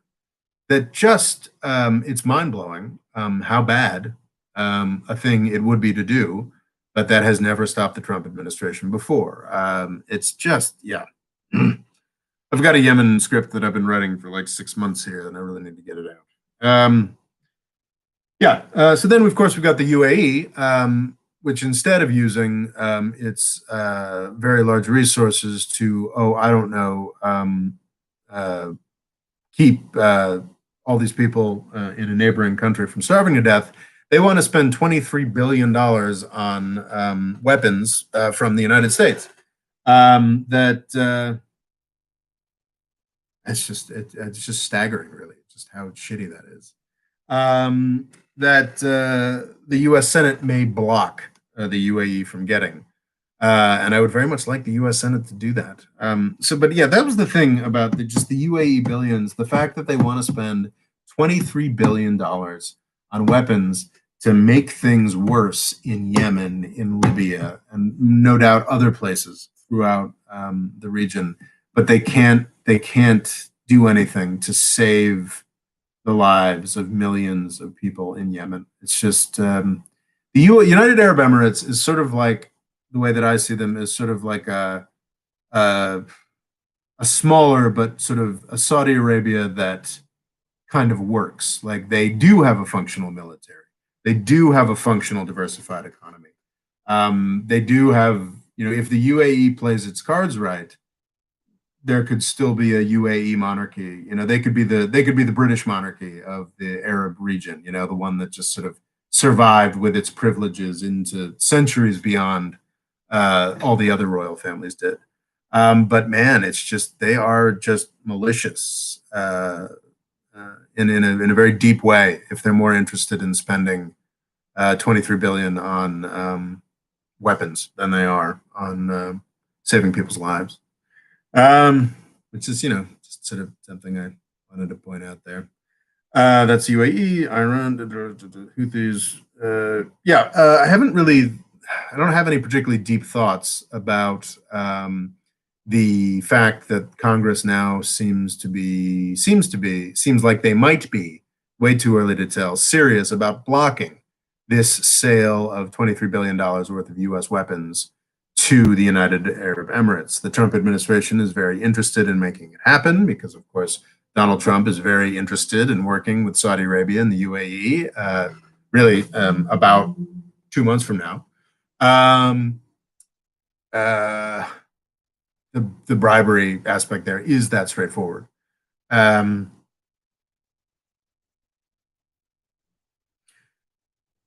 So what's interesting about this here is just like, is that approach of the Congress being angry at Trump's obvious sort of venality and corruption, is that anger at the Gulf states going to transition into the Biden administration? My hunch, my very cynical hunch, was absolutely not. I just don't think it would.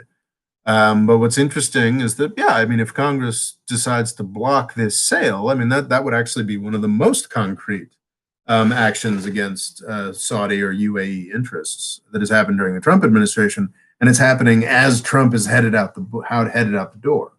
And I think that's actually kind of interesting and worth following. But I don't know. My hunch is probably that they just won't be able to get the votes together to block the sale, or they will block it, but Trump will sort of override the veto. Is that how that works? No. Can Trump veto? Yeah, Trump can veto so they won't have the votes to do a blocking of the sale. Actually, I'm not entirely sure that that's the procedure for arms sales. The procedure for arms sales is different, I think. But yeah, it wouldn't shock me if these $23 billion worth of arms went anyway, even though Congress supposedly is opposed to it. Not illegally, but just through the way that the process ends up working. But it is something to watch. Oh my gosh. Right. I'm way behind on comments. I apologize. Speaking on oil, I'm worried about what's going to happen to the northern Islamist states whose entire state budget is almost 50% on oil. I may not agree with them, but I don't want to. So the northern Islamist states in, is that Malaysia? Or are you talking about, yeah, are you talking about, not Nigeria? I don't know. Not sure who you're talking about there.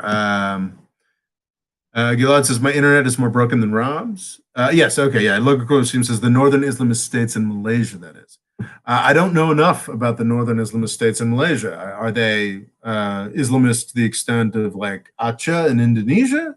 But regardless, I don't want Malaysia to get poorer. But I think Malaysia is a fairly well diversified economy, isn't it? I mean, it's not, I mean, sure, losing oil revenue could hurt those northern states the way it will hurt Texas, or actually probably more the Dakotas. Texas is actually pretty diversified now. But I mean, do you think that'll destabilize Malaysian politics, Logo? I don't know. I just don't know.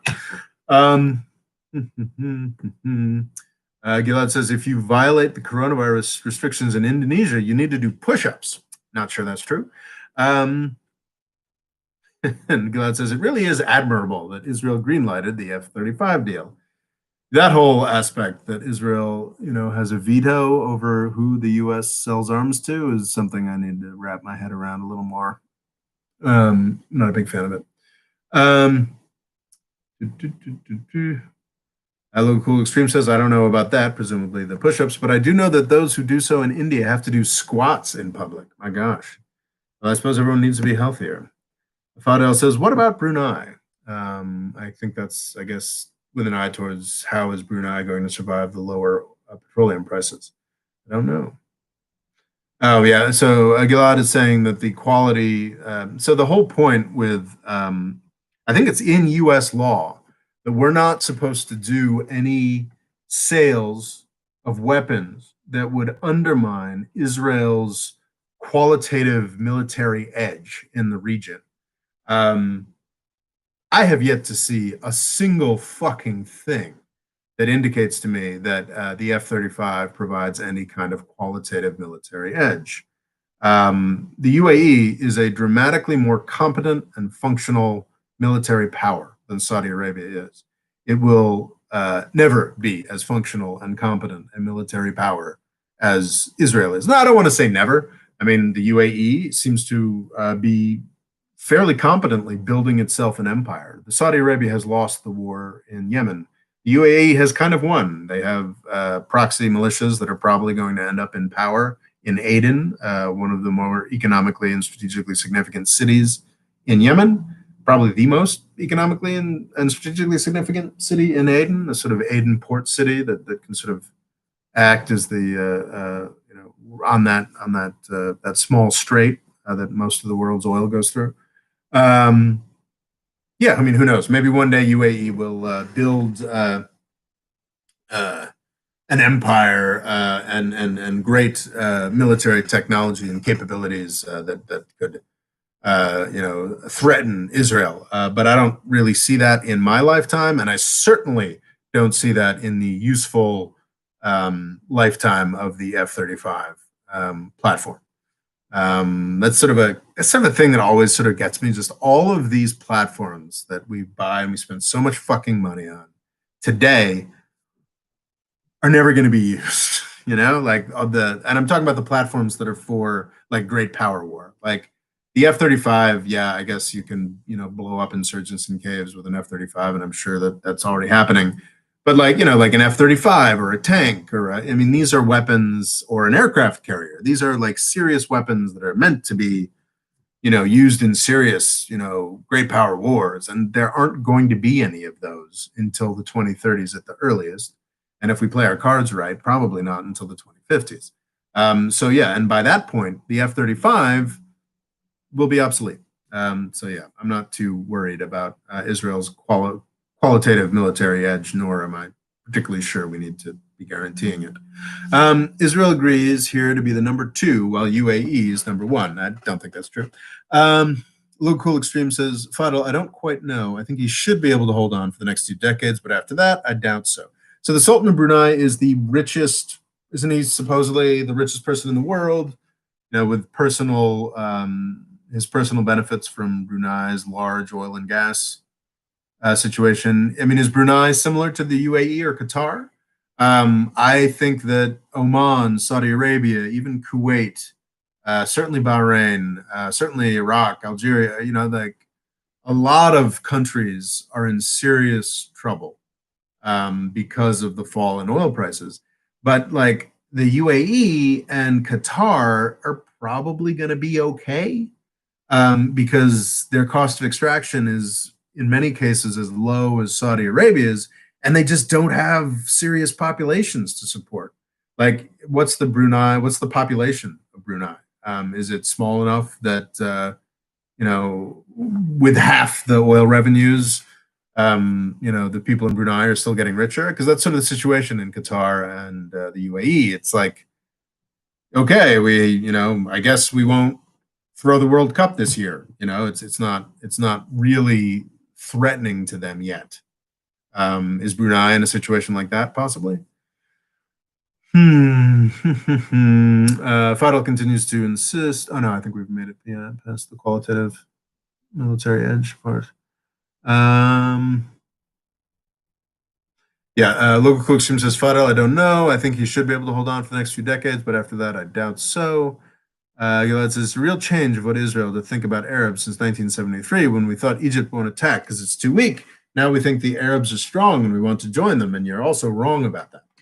Yeah, like the idea that Israel, I think Netanyahu, let's not talk about Israel, it's Netanyahu's sort of choice to sort of wrap his country to Saudi Arabia and the UAE with bands of iron, just as Saudi Arabia is, a decade short of collapse. It just strikes me as nuts. But I know I'm not everybody agrees with me that Saudi Arabia's current setup is kind of doomed. Let's see.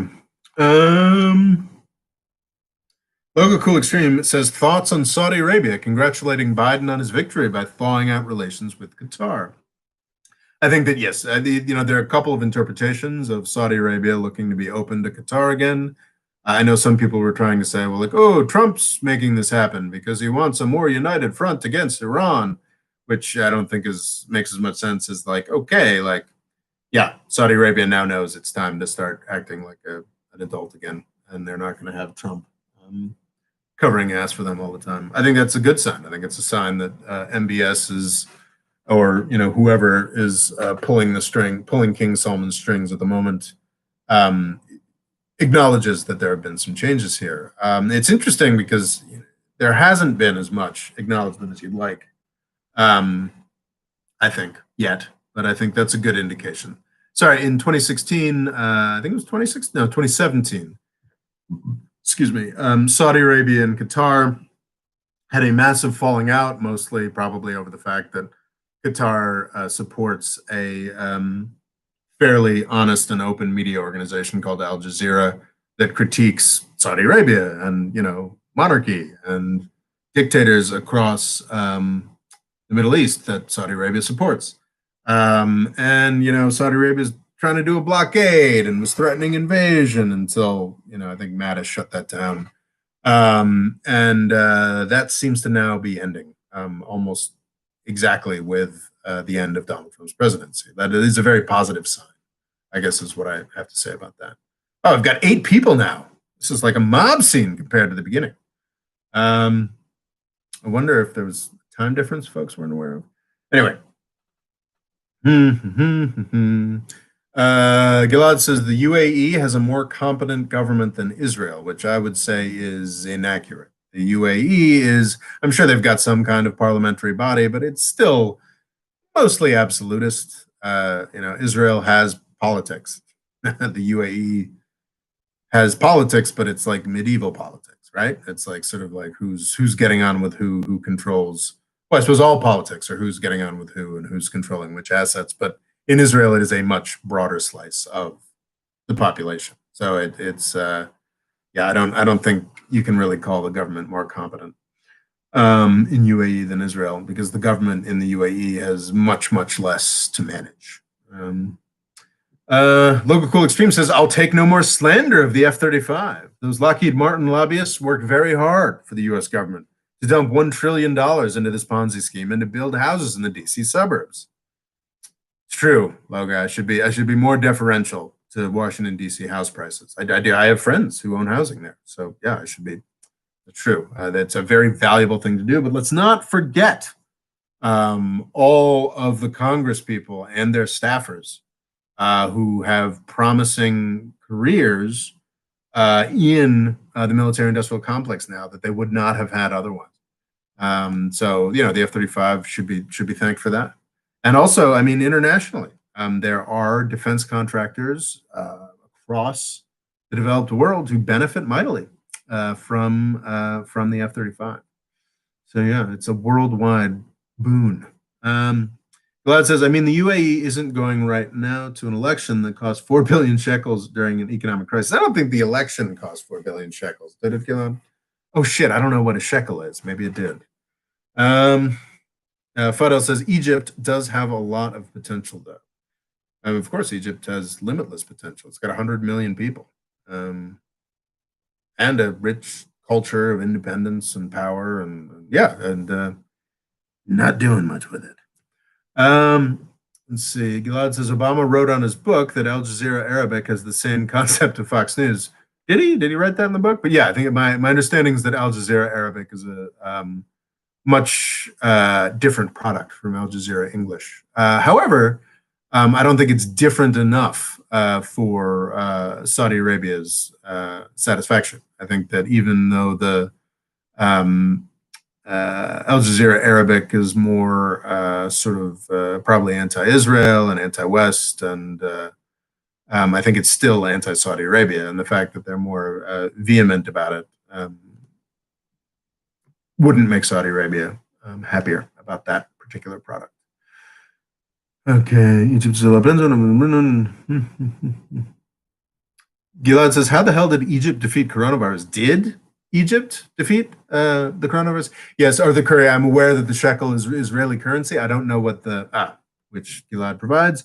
$1 equals 3.4 shekels. So yes, I am confident that the Israeli election did not cost 4 billion shekels because that would be like $1 billion. I don't think that would be pretty crazy if it cost that much. Local Cool Extreme says, I did the math. The Israeli election cost 1.2 billion USD. I'd be very surprised. While the dollar is really weak, that's very true. The dollar has been plummeting over the past couple of weeks, something I've noticed. What's always interesting, though, is like the way that market moves are described is, it's a historically weak dollar, plummeting dollar, and you're like, okay, it's down like 5 to 8% against a basket of currencies, which would be fucking terrifying if it had happened in the context of, which would be terrifying if it happened in the middle of 2019 when nothing else was going on. But this fall in the dollar is actually kind of heartening, I think. That's where I've come down on it. I could be completely wrong about this, but it's falling because people have begun to accept, oh, wait, I think we might get out of this because the dollar strengthened when everybody was panicking. Actually, not as much as it normally does, which was horrifying, but it did the dollar strengthened. I'm sorry, no, it was treasury bills that didn't do as well as they normally do. The dollar absolutely did. So the dollar strengthened massively as a response to the coronavirus crisis in the beginning of 2020. So the fall of 5 to 8% now is actually a sign that people are kind of like, okay, maybe we're going to be okay. So yeah, actually a falling dollar is kind of a good thing. I hope that's true. I don't understand finance. That's what I'm going to say about that. And the next section is the banks keeping it low. Okay, wow, the dollar's really weak. The next section, Gilad says, and it's the banks keeping it low. They keep saying, oh shit, my exporters. I'm not sure exactly that's exactly how it's working, but maybe. Like I said, don't understand currency. Local Cool Extreme says, is it weak enough for the euro or the renminbi to gain ground in global markets? Sure, but not. It's not like game changing. It's not going to make the renminbi or the euro like a good prospect as a replacement reserve currency. Yeah. Okay. So okay, I've done all that. Okay, Iran deal. Okay, I've done the Houthi designation insanity. I do want to say about the Iran deal. It is not likely that the U.S. government would jump dramatic right back into the JCPOA, the Iran nuclear deal. But it's very possible. I think I'm seeing a lot of folks on YouTube, on Twitter, just sort of saying, "Oh, this is never going to happen. It's all a disaster. Get ready for a war with Iran." Um, it's still very possible. Biden has said he will get into the Iran nuclear deal. It's entirely possible that a condition-free U.S. jumping back into the Iran nuclear deal will happen.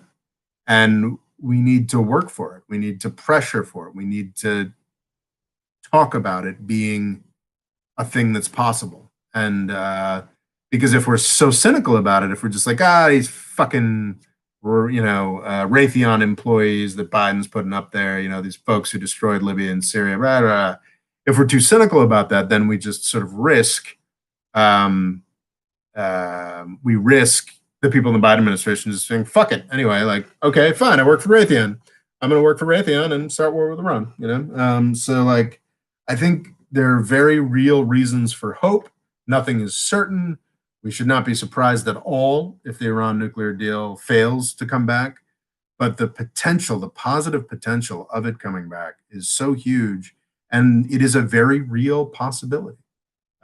So I just wanted to say that briefly, like cautious hope is, I think, the appropriate position. And, we need to push and work for it to happen. So yeah, that's what I have to say about that. Ethiopia.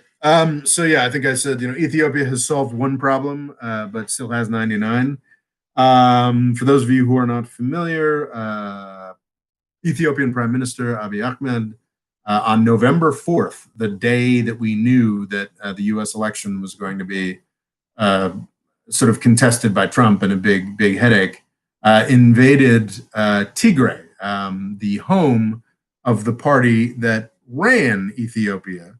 It's a little more complicated than that, but yes, the TPLF, the party that runs Tigray, was the main power in Ethiopian government from like 1992, is that right? 94, 92, up until Abiy Ahmed's appointment as Prime Minister of Ethiopia at the tail end of 2018, I believe.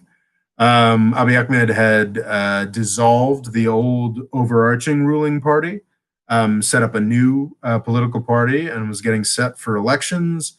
The TPLF did not want to do that.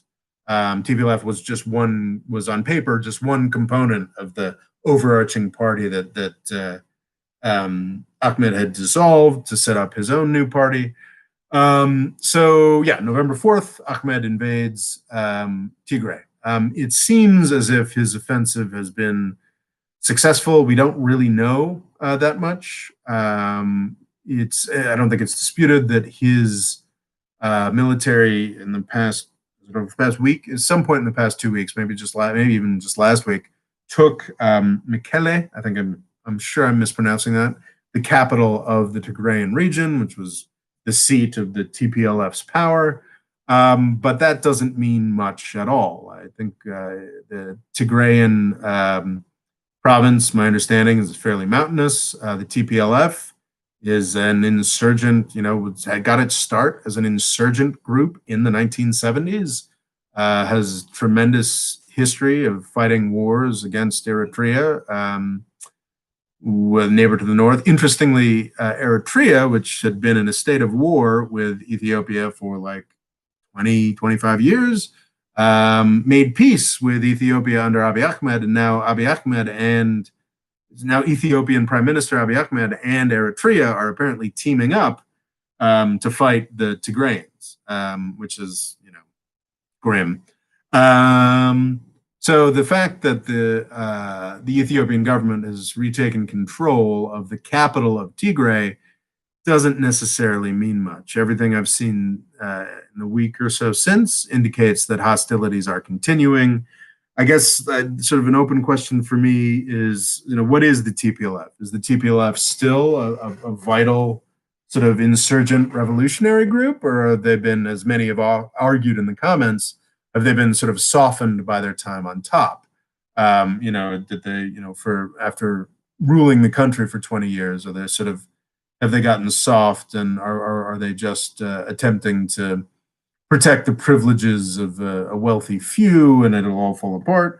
Or, I mean, is it still, a real deal sort of insurgent party that, fought the Derg, the system before for 20 years before taking control of the country? I don't know. What's also a really interesting question. So while Ethiopian government was sort of declaring victory, I think that's faded. The fighting continues. What's interesting is, and I think I talked about this in my half-hour video on Ethiopia, is like, do they want the fighting to continue? Rather, does Abiy Ahmed and the Ethiopian government want the fighting to continue in Tigray? The thing about Ethiopia is that there are at least, there are dozens of groups and subgroups and ethnicities, but there are at least, 4 or 5 bigger ones.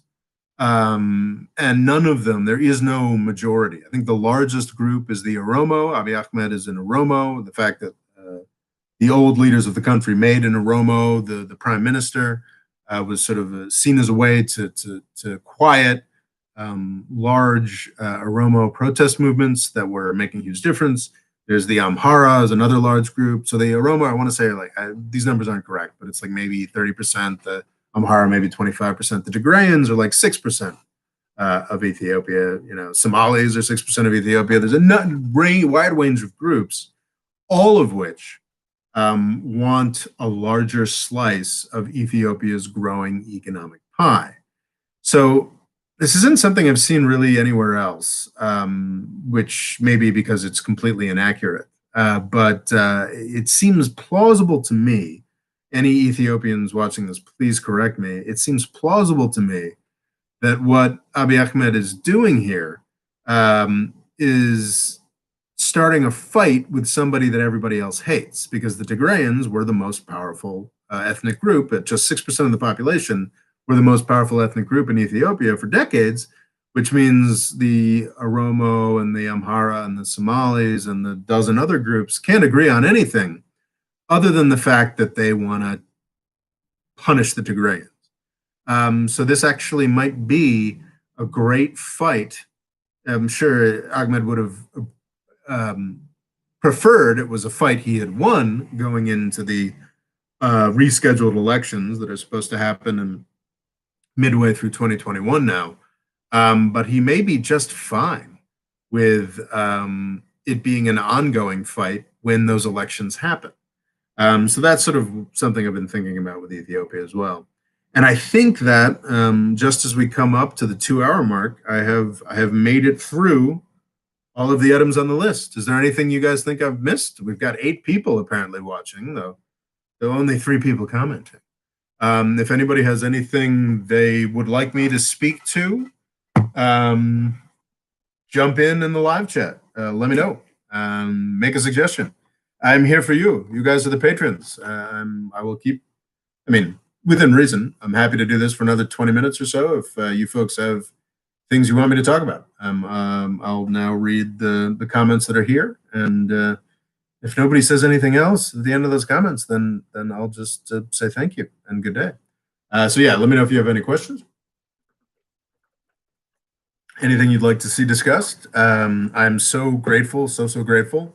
I think I've had 10 people sign up to Patreon over the past 3 or 4 days, which is absolutely fantastic. Makes this whole thing feel a little more viable and a little more real. And I'm very grateful for you folks to be there. What are the folks on the call here? What do you think? You want me to talk about Israel Palestine? You want me to talk about AfPak in? Do you want me to talk about U.S. empire? What do you want? What do you want us doing for the next 2 years? So anyway, Yeah, I will now read comments until there are no more comments, and then I will say goodnight. Okay, while the dollar is really weak, the next election, its banks can be low, is weak enough for the euro. Gilad says the Iranian newspapers had during the U.S. election a face of half Trump, half Biden, indicating they are the same for Iran. That's entirely possible. But it's also possible that Biden will do what he says and honor the terms of the Iran nuclear deal. Um, it's really key, and I think like Tom Cotton, famous Republican asshole, and other folks are making this point, and I'm sure the Iranian hardliners are making this point, that well, fuck, like why would Iran trust the United States ever again if a Republican's going to get in there and just throw this out? What's key to remember is the timing. The JCPOA was, I think, Jesus, it wasn't even signed until 2015. So 2015, that's the what? Yeah, that's the third year of Obama's second term. And key aspects of the JCPOA were really only coming into force in 2016, the last year of Obama's time in office. And even the principal benefits of the Iran nuclear deal, the ability to sell large quantities of oil again, really only started for Iran in 2017 into the Trump administration. These things take time. I mean, you have to make the deals. You have to, Iran needed to do a tremendous amount of physical reconstruction to be able to start pumping oil in large amounts. And of course, even in 2017, a lot of these difficult, complex processes, not just physical in terms of technological, getting oil infrastructure going, but in terms of business and negotiation and legal deals and whatnot, all that process just stopped. Even under the Obama administration, the U.S. wasn't doing a particularly great job of loosening up sort of follow-on stuff. And as soon as Trump got in there, even before he reneged on the deal in 2018, for his whole first year, he was making it very clear that the U.S. didn't look fondly on people doing business with Iran again. So the Iran nuclear deal had barely a year to begin working under Obama, and then sort of 2 years to receive benefits before Trump shut it down. If Biden gets from the get-go, as he should, as I believe he has promised, from the get-go, from the beginning of his administration, says, okay, we're back in the JCPOA, we're back in the Iran nuclear deal, and boom, we're open for business. Iran will have 4 years in which to build up relationships, in which to cultivate business relationships, in which to cultivate just peace, for lack of a better word. I think there will very quickly be follow-on deals after the JCPOA, and this is, I think, this is being portrayed as like a universal negative for Iran. That Biden's going to try and force them to do stuff. Now, if Biden tries to force Iran to do stuff before lifting the JCPOA related sanctions, well, then that's war. That's back to the escalatory nightmare. That's fucking stupid. But what Biden will attempt to do is, I think the right thing to do would be to get into, not just the right thing to do for the U.S. or U.S. interests or like anti-Iran interests, but I think for the world, the right thing is for Biden to jump back into the Iran nuclear deal and then quickly start trying to negotiate more. That was always, in my mind, what the JCPOA was for, was, okay, this is the first step. This is the foundation. Now we're going to build, a real lasting peace here. And if there had been a Clinton administration, then we'd have had the Iran nuclear deal. And by this point, there probably would have been some kind of accommodation on other issues. Like this deal that Biden's going to make with Iran, like maybe it will be, like, oh yeah, I think the idea of the U.S. or anybody else attempting to limit Iran's missiles is fucking ridiculous. We can't take away the opportunity of Iran to defend itself. But how about Iran? I think it would be in everybody's benefit if there's some kind of accommodation between the United States and Iran, as there was to an extent during the fight against the Islamic State, some kind of accommodation between the United States and Iran in Iraq. I think at root, the better parts of the US and Iranian governments are both interested in Iraqi success and stability. If they could work together on that, that would be fucking fantastic. I think anybody with a brain who isn't actively profiting from it wants the United States to get the fuck out of Afghanistan. That's a tremendous benefit to the Iranian people in public, if that can be part of whatever the next step of a deal is. Like maybe maybe Iran agrees in return for, oh, I don't know, the Israelis stopping murdering Iranian and Hezbollah folks trying to defend Syrians from jihadis. Like maybe Israel agrees to constrain Hezbollah in certain ways in return for the United States leaving Afghanistan. The potential is limitless. And even if a Republican comes to pay, if Donald Trump comes to power in 2024 again, which seems, honestly, I mean, I wouldn't go so far as to say it's the likely result, but it's certainly a possibility. Even if that happens, if we have 4 years where the JCPOA, which has already been, I mean, you have to understand, it took 8 years of politics and negotiation and difficult, complex wrangling, with the Obama administration, not just with Iran, but with fucking stakeholders in the United States to get to that JCPOA. Biden can start on, on February 5th or whatever, with the JCPOA in and functioning. And if we have 4 years of that, it's entirely possible that by 2024, too many, or rather by January 2025, too many people in the United States, in Europe, in Iran will be making too much money, and the US will be too far out of Afghanistan and Iraq for it to really matter. So yeah, I think it is entirely rational and sensible to be suspicious of US motivations and approaches here. But the fact that the JCPOA already exists and can be jumped back into, I'm hopeful. Would not be at all surprised if my hopes were dashed. But I think that there's real potential here, real positive potential. And honestly, I mean, Hillary Clinton could have fucking killed the JCPOA too. She, of course, wouldn't have killed it the way that Trump did it. She wouldn't have been a dumbass and say, "Oh yeah, look, fuck what the United States commits to. Who cares?" No, she'd have been very serious about, "Oh, I'm of course, we're totally, we're all about, the JCPOA, and we're very excited that how we've constrained Iran's nuclear deal, and we're also invading Syria." Which would have, of course, been a deal breaker as well. They would have, Hillary Clinton would have, of course. Well, why isn't Iran being a better actor in the region? We've given them the Iran nuclear deal. How could they possibly object to our turning, the home of their greatest ally into, a jihadi nightmare? I think that it's conceivable.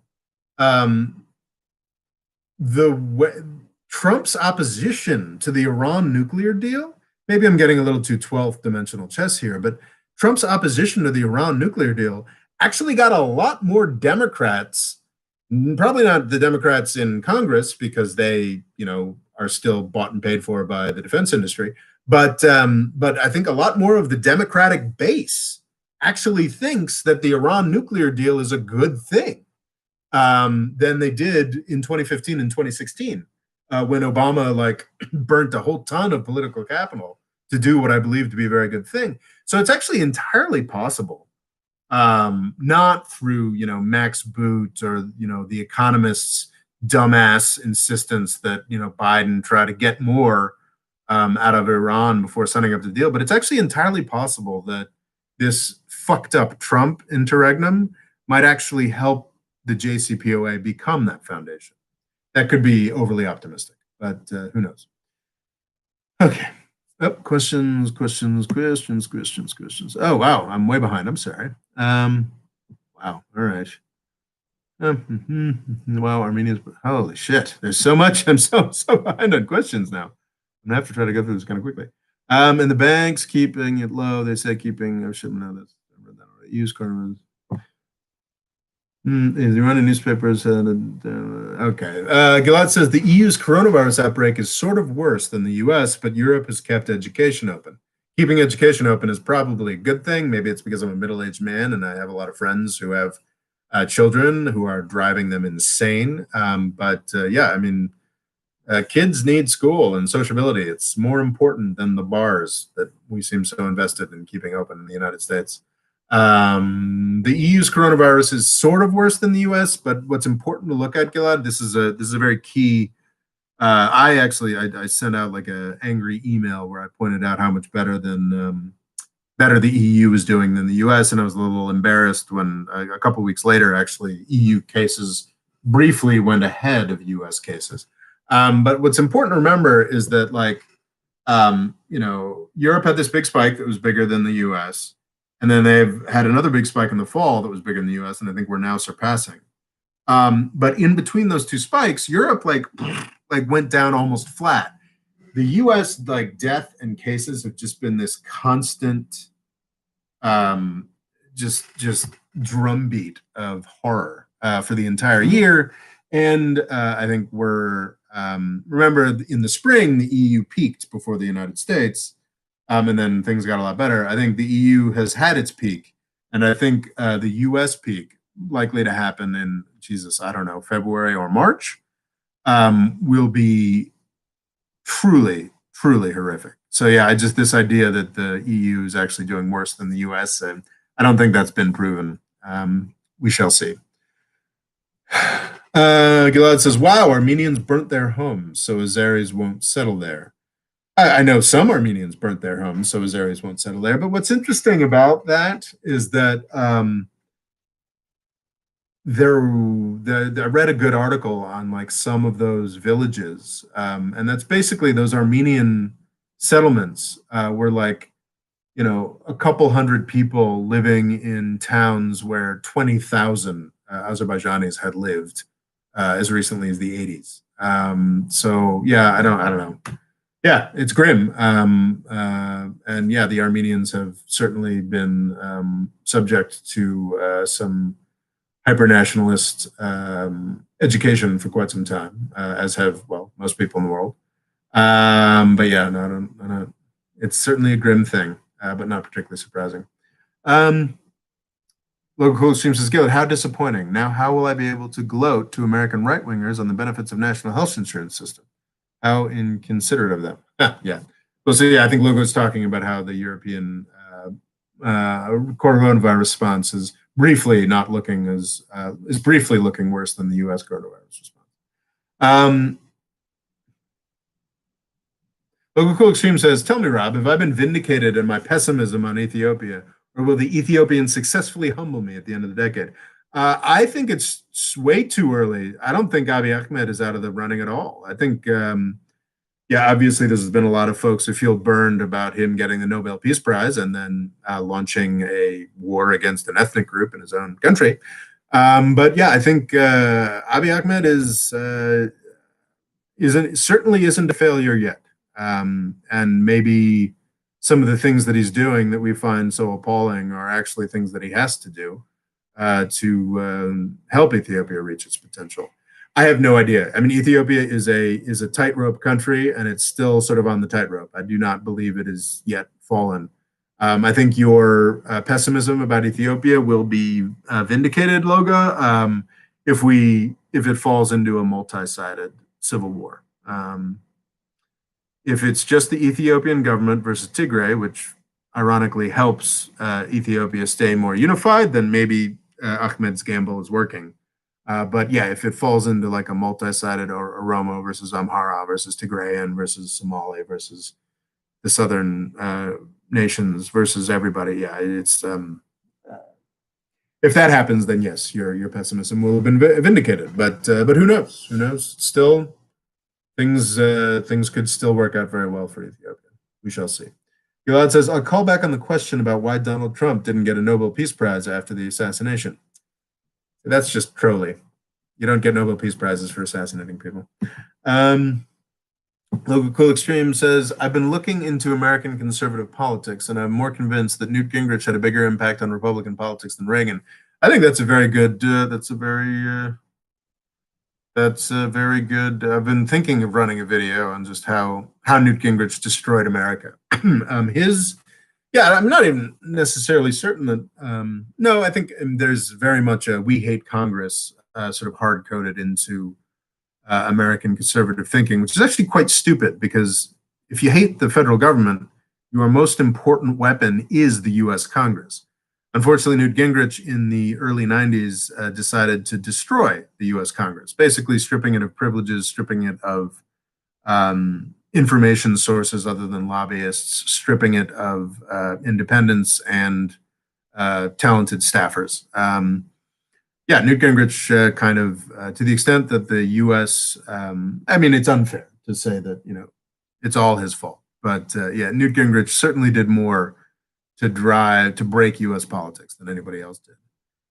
Which, yeah, it's a video I might want to do. But man, people don't like my U.S. politics videos. Shit, like the channel was doing okay. And then I decided to do a bunch of 2020 U.S. Election videos. And I don't think any of them has been seen more than 3,000 times, and some of them are barely over 2,000. Which is when I have produced videos that barely hit 2,000 views, I feel that I have failed. So yeah, not a lot of more U.S. politics beyond that sort of, in January. Well, you'll see. Anyway. Fado says, if Haftar dies, do you think there'll be a successor? I think Haftar has kids who want to take over his militias, but I'd be surprised if they had the legitimacy he did. I think if Haftar dies, man, I don't know. It's way too complex to make predictions. But I don't see Fadel being able to hand it off to his kids. I don't see the House of Representatives figures as having the legitimacy with Haftar's militias that Haftar does. So yeah, I mean, Haftar, I would never wish for the death of anyone. But I think if Haftar went and retired back to the Virginia suburbs where he spent most of his life, well, certainly a significant chunk of his life, I think that would be a very good thing. And I think that the chances of Libya reunifying go up when Haftar retires. So yeah, I could be wrong about that. Arthur Curry says, I don't know much about Newt Gingrich, but interesting. Well, hopefully now you know a little bit more about Newt Gingrich. Gilad says, wars still kill more people than coronavirus overall, but coronavirus kills more people at your side. So it's time to reconsider both lockdown and wars. I think, I don't think wars are killing more people than coronavirus right now, like at all. I think, yeah, I mean, wars killed probably certainly under 100,000 people this year, and coronavirus has killed 500,000. Closing in on it, probably be 1,000,000 before it's done. So yeah, I don't agree with that. Mert Miftuila. Well, hello, Mert. Where have you been? I'm a little late to the newscast, too early for my night owl tendencies. I'm sorry, Mert. Arthur Curry, Newt was the main brains around the anti-Obama, no matter what stance. I think. No, Newt was earlier. Actually, Newt was the guy who screwed up Congress. I think Newt Gingrich was the Speaker of the House. He was Pelosi from '94 until maybe 2000 or so, and then he left government and went to make money, and he's a talking head for Fox News. So he's certainly absolutely a big part of demonizing Obama as a Fox News pundit. But no, Newt Gingrich did the majority of his damage in the 1990s. And I think would he have joined Congress in the 70s or 80s? But yeah, that would be a very interesting video to do. Gilad says wars still kill more people than coronavirus overall, but coronavirus kills more people at your side. So it's time to reconsider lockdown. I disagree with that. Read that. Local streamers. Murder good news and bad news. Bad news. Rob is wrapping up. Good news. It's Q&A. Yes, it is Q&A. Arthur Curry. So he was that guy who would fight the Dems no matter what. Makes sense. Just looking at his Twitter. It's not. It's not just the rank partisanship. It's not like the super. It's like he did serious institutional damage to the U.S. Congress. There's a sort of mantra on the right. You know, we got to dismantle the administrative state, and I used to agree with that. Actually, it's like, oh yeah, man, the federal government's become too big and too powerful, and we need to change the laws to make it so it doesn't work anymore. And I think, but I understand that sort of very, which is interesting because I think Steve Bannon is big into that, but he's supposed to be against libertarian ideals. I don't know. Hard to parse this whole thing, but I think that it makes a lot of sense from a conservative perspective to be against the federal government in principle and practice and to make it harder for the federal government to function. I get that. I understand that. What Newt Gingrich did was he made the Congress, which is the legislative branch, dramatically weaker and more poorly suited to oversee the federal government. So that's the thing about the thing about Gingrich that really gets me is that he destroyed what was supposed to be the constitutionally most powerful branch. That he destroyed a lot of the constitutional powers of the U.S. Congress. I mean, not he didn't destroy any of those, but he undermined the Congress's ability to utilize its constitutional powers to check other parts of government. So yeah, don't like Newt Gingrich.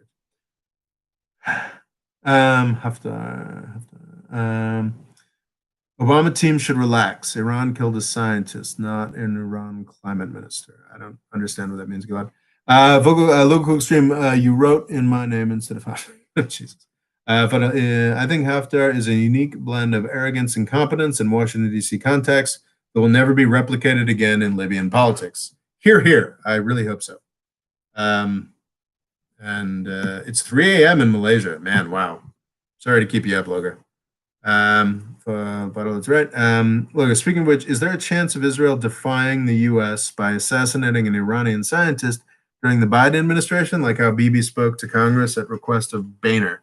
Yeah, I don't know. That's going to be kind of interesting. I think Bibi was absolutely uniquely able to be disrespectful of Obama because he was a black guy. I think that's actually kind of true, which is really fucked up. And I think that there may be some miscalculation on Israel's part with what they can get away with, or maybe there isn't. Maybe they'll just get away with stuff. I think that'll be really interesting, sort of looking at the minutia of how that plays out diplomatically in the first months of the Biden administration. That's something we should watch very closely. It'll be fascinating.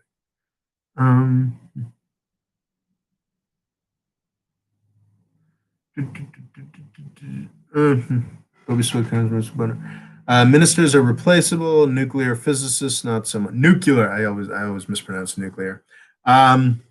Minnesota. Well, my understanding actually, this nuclear physicist was actually rather replaceable because he's semi-retired. Basically, we murdered a retired guy.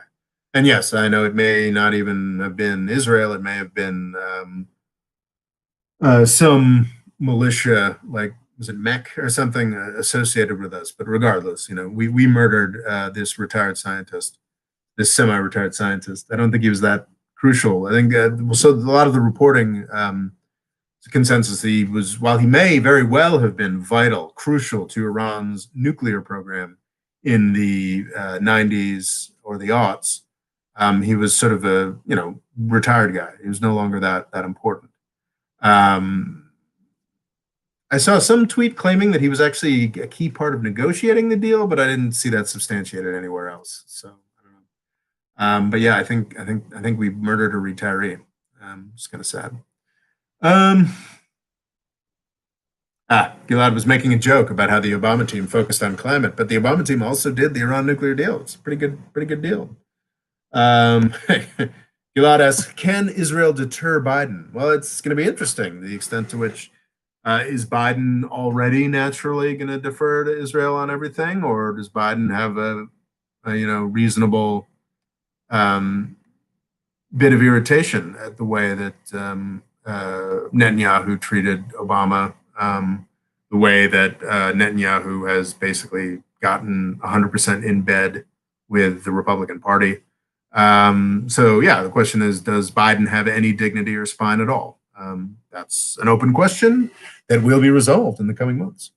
Mert Meftu says, I think the chance is low, Logo Cool Extreme. If I were Biden's team, I would be furious for an ally trying to box me in like this. Yes, I agree. If the Biden team has any self-respect, they've got to be pretty fucking pissed at Israel right now.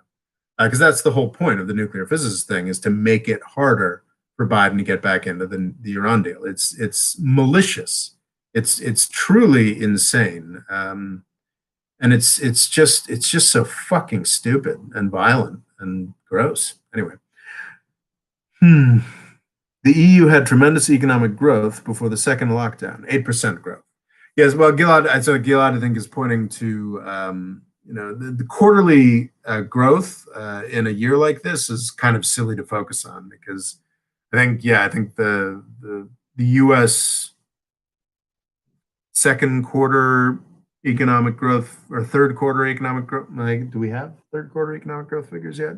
Yes, we do. It's fucking December. Yeah, the third quarter economic growth numbers in the United States were fucking spectacular. But they were, then you keep in mind that the second quarter economic results in the United States were fucking apocalyptic. So it's not that, a 30% growth rate isn't that exciting. I can't do math, but like a 15% growth rate isn't that exciting if your economy dropped 30% the quarter before. And yeah, that's a really common thing. In sort of Republican or conservative talking about Trump's economy, they're like, Trump grew the economy by 4% this quarter, and Obama never managed more than 2% in a year.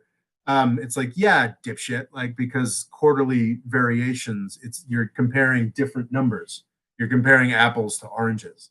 Obama had plenty of quarters where he had 4 or 5% growth, but then over the course of the year, it became clear that it was only 2%. And I think Trump actually did manage like a 2.8% year instead of like a 2.4% growth year or something like that, which is what most of Obama's were. But it was not it was nowhere near what he had promised. And it's important to remember when you're looking at GDP figures that that distinction between quarterly figures and annual figures is really freaking important. That used to confuse me. I think there's a video I did, maybe that Ross Perot video I did 3 or 4 years ago, where I fucked that up entirely. So yeah, that was something I got very wrong. So I've made that mistake. Don't make that mistake when you're trying to understand what like quarterly GDP, GDP growth figures are, because quarter to quarter things can change. There's like a lot of seasonal stuff, like holiday shopping is a big freaking deal. So it can, fourth quarter is going to look better for that reason. I don't know if that's necessarily true, but like, seasonal changes, things that happen. I think like aspects of, tax cuts or trade deals can have like really outsized effects, like when in the quarter that they take effect, but then over the course of the whole year, the economy in aggregate doesn't grow that significantly. So anyway, sorry to get so aggressively boring in the third hour of what we're talking about. Okay, can Israel deter Biden at 8% growth? Gilad, it's really funny that multiculturalism succeeded in Israel and failed in France. I mean, minorities became autonomous, but Israel's pretty fine with that. Yeah, I don't have the. If you want me to be able to talk about this sort of thing, well, then you should vote for the Israel-Palestine option on the Patreon. I don't yet feel qualified to talk about the politics of this country of 9 million people to that extent. Gilad says David Gurion wanted unified identity like in France, but dumped this project. So you're talking about like differing groups of sort of Jewish religious groups, or are you talking about Israeli Arabs? I'm confused, Gilad. And also, we've been doing this for 2.5 hours, so I am losing steam. Gilad says it's really funny that Ilhan Omar is against the F-35 deal. It's like she lobbies for Israel's qualitative military edge. Yeah, Ilhan Omar is generally an anti-war person, most consistently that. She's pretty amazing.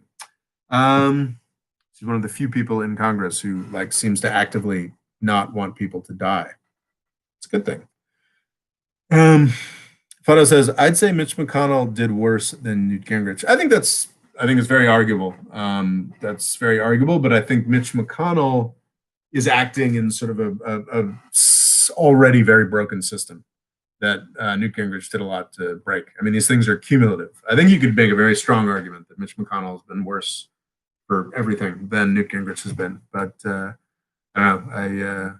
I don't know. I just every time I see Newt Gingrich pop up anywhere, I just want to punch his smug face.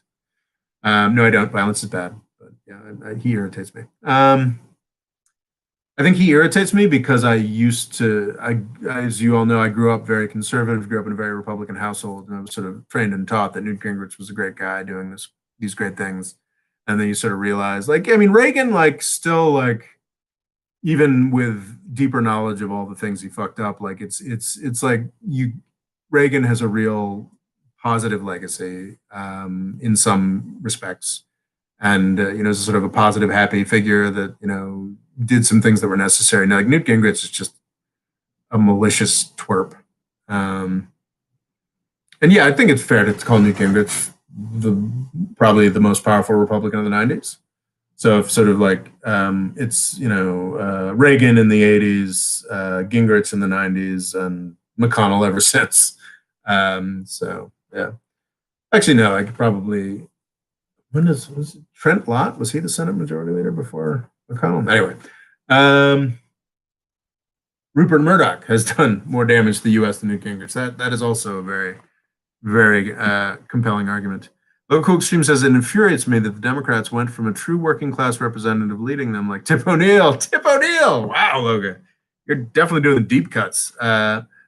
To the do-nothing centrism of Pelosi. I mean, Tip O'Neill was probably fairly centrist. It's interesting. Well, no, Tip O'Neill was, I assume, I don't know as much about Tip O'Neill as Logan seems to, but I assume he was sort of very sort of Massachusetts sort of union oriented and yeah, like certainly more legitimately left wing than sort of Pelosi's sort of professional managerial class wokeness. But yeah, it's fascinating. I'm not infuriated by that. It's funny, Reagan's famous story was, the Democratic Party. I didn't leave the Democratic Party. The Democratic Party left me. For me, it's kind of like I didn't join the Democratic Party. The Democratic Party joined me, and sort of it slowly becoming like the conservative party of pro-business people. I'm down with it. But Logo, you're young, so I guess you're temperamentally on the part of the working man solidarity. It's good stuff. And no one will run a speaker against Pelosi, says Arthur Curry, which is so dumb. I agree. Pelosi. I think there are a lot of back and forths you can have about Pelosi's effectiveness or her legacy or her political approach or her centrism. I don't think there's a doubt in anybody's sensible's mind that the woman is just too old. Sorry if that's discriminatory, but she's in her 80s, and if you see an interview with her, she just doesn't seem to be all there. For a president, if you need a token that's going to get 80 million people to vote for him, that's fine. And a president's going to be surrounded by a competent staff and whatnot. But for the House Majority Leader, to be someone you have to worry about having senior moments, it's complex what a House Majority Leader has to do, and a House Majority Leader has more support staff than you'd think, but she doesn't have enough to make up for what I believe to be diminished capacities. I think it's much more important to have savvy, intelligent Congress people than it is a president. Yeah, so I don't really have any really particularly confirmed opinions about her politics or her record, but I do think Pelosi's just too fucking old. Like, come on, like gerontocracy is embarrassing.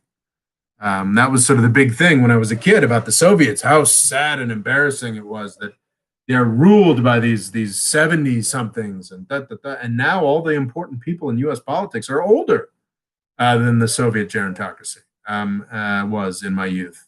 So yeah, like I just think Pelosi's too fucking old. Local Crucian says, speaking of mech, if I had $1 every time the military industrial complex supported a weirdo cult that claims to be a foreign force against a U.S. rival, I'd have $3, which isn't much, but weird it happened 3 times. That's a very good point, Logan, and I think probably a good thing to close with. I am fading. We've been doing this for 2.5 hours. I am delighted that we've got 7 folks here now. Pretty great. Gilad says, Italy got 16% growth before they started dying again. Oh, you're talking again about quarterly GDP figures, Gilad, which is, again, not something to focus on, especially in a year as fucked up economically speaking as this. So I think we've come to the end. There's not really any pitching to do because you guys are already on Team MFF. I'm tremendously grateful for your Patreon contributions. Well, I guess actually, just more generally, if you as a patron want to invite somebody along to these patron-only chats, feel free. Please do. Absolutely. What I would not do is post the link publicly. Like, don't like tweet out the link or anything like that. But if you want to invite a person or two individually to come participate in these chats, that's great. I think more and more patrons watch these after the fact, but I don't want to be in the situation where we were at the beginning of this chat where I was just talking to one person or 0 people, because it's more fun when there are people to interact with.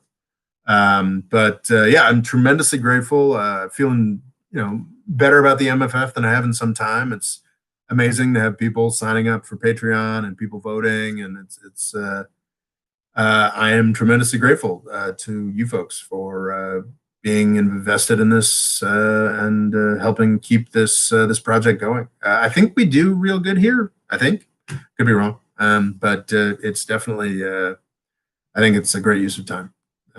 So I think we discuss the world in more depth than most people do, and I think that in and of itself is pretty awesome.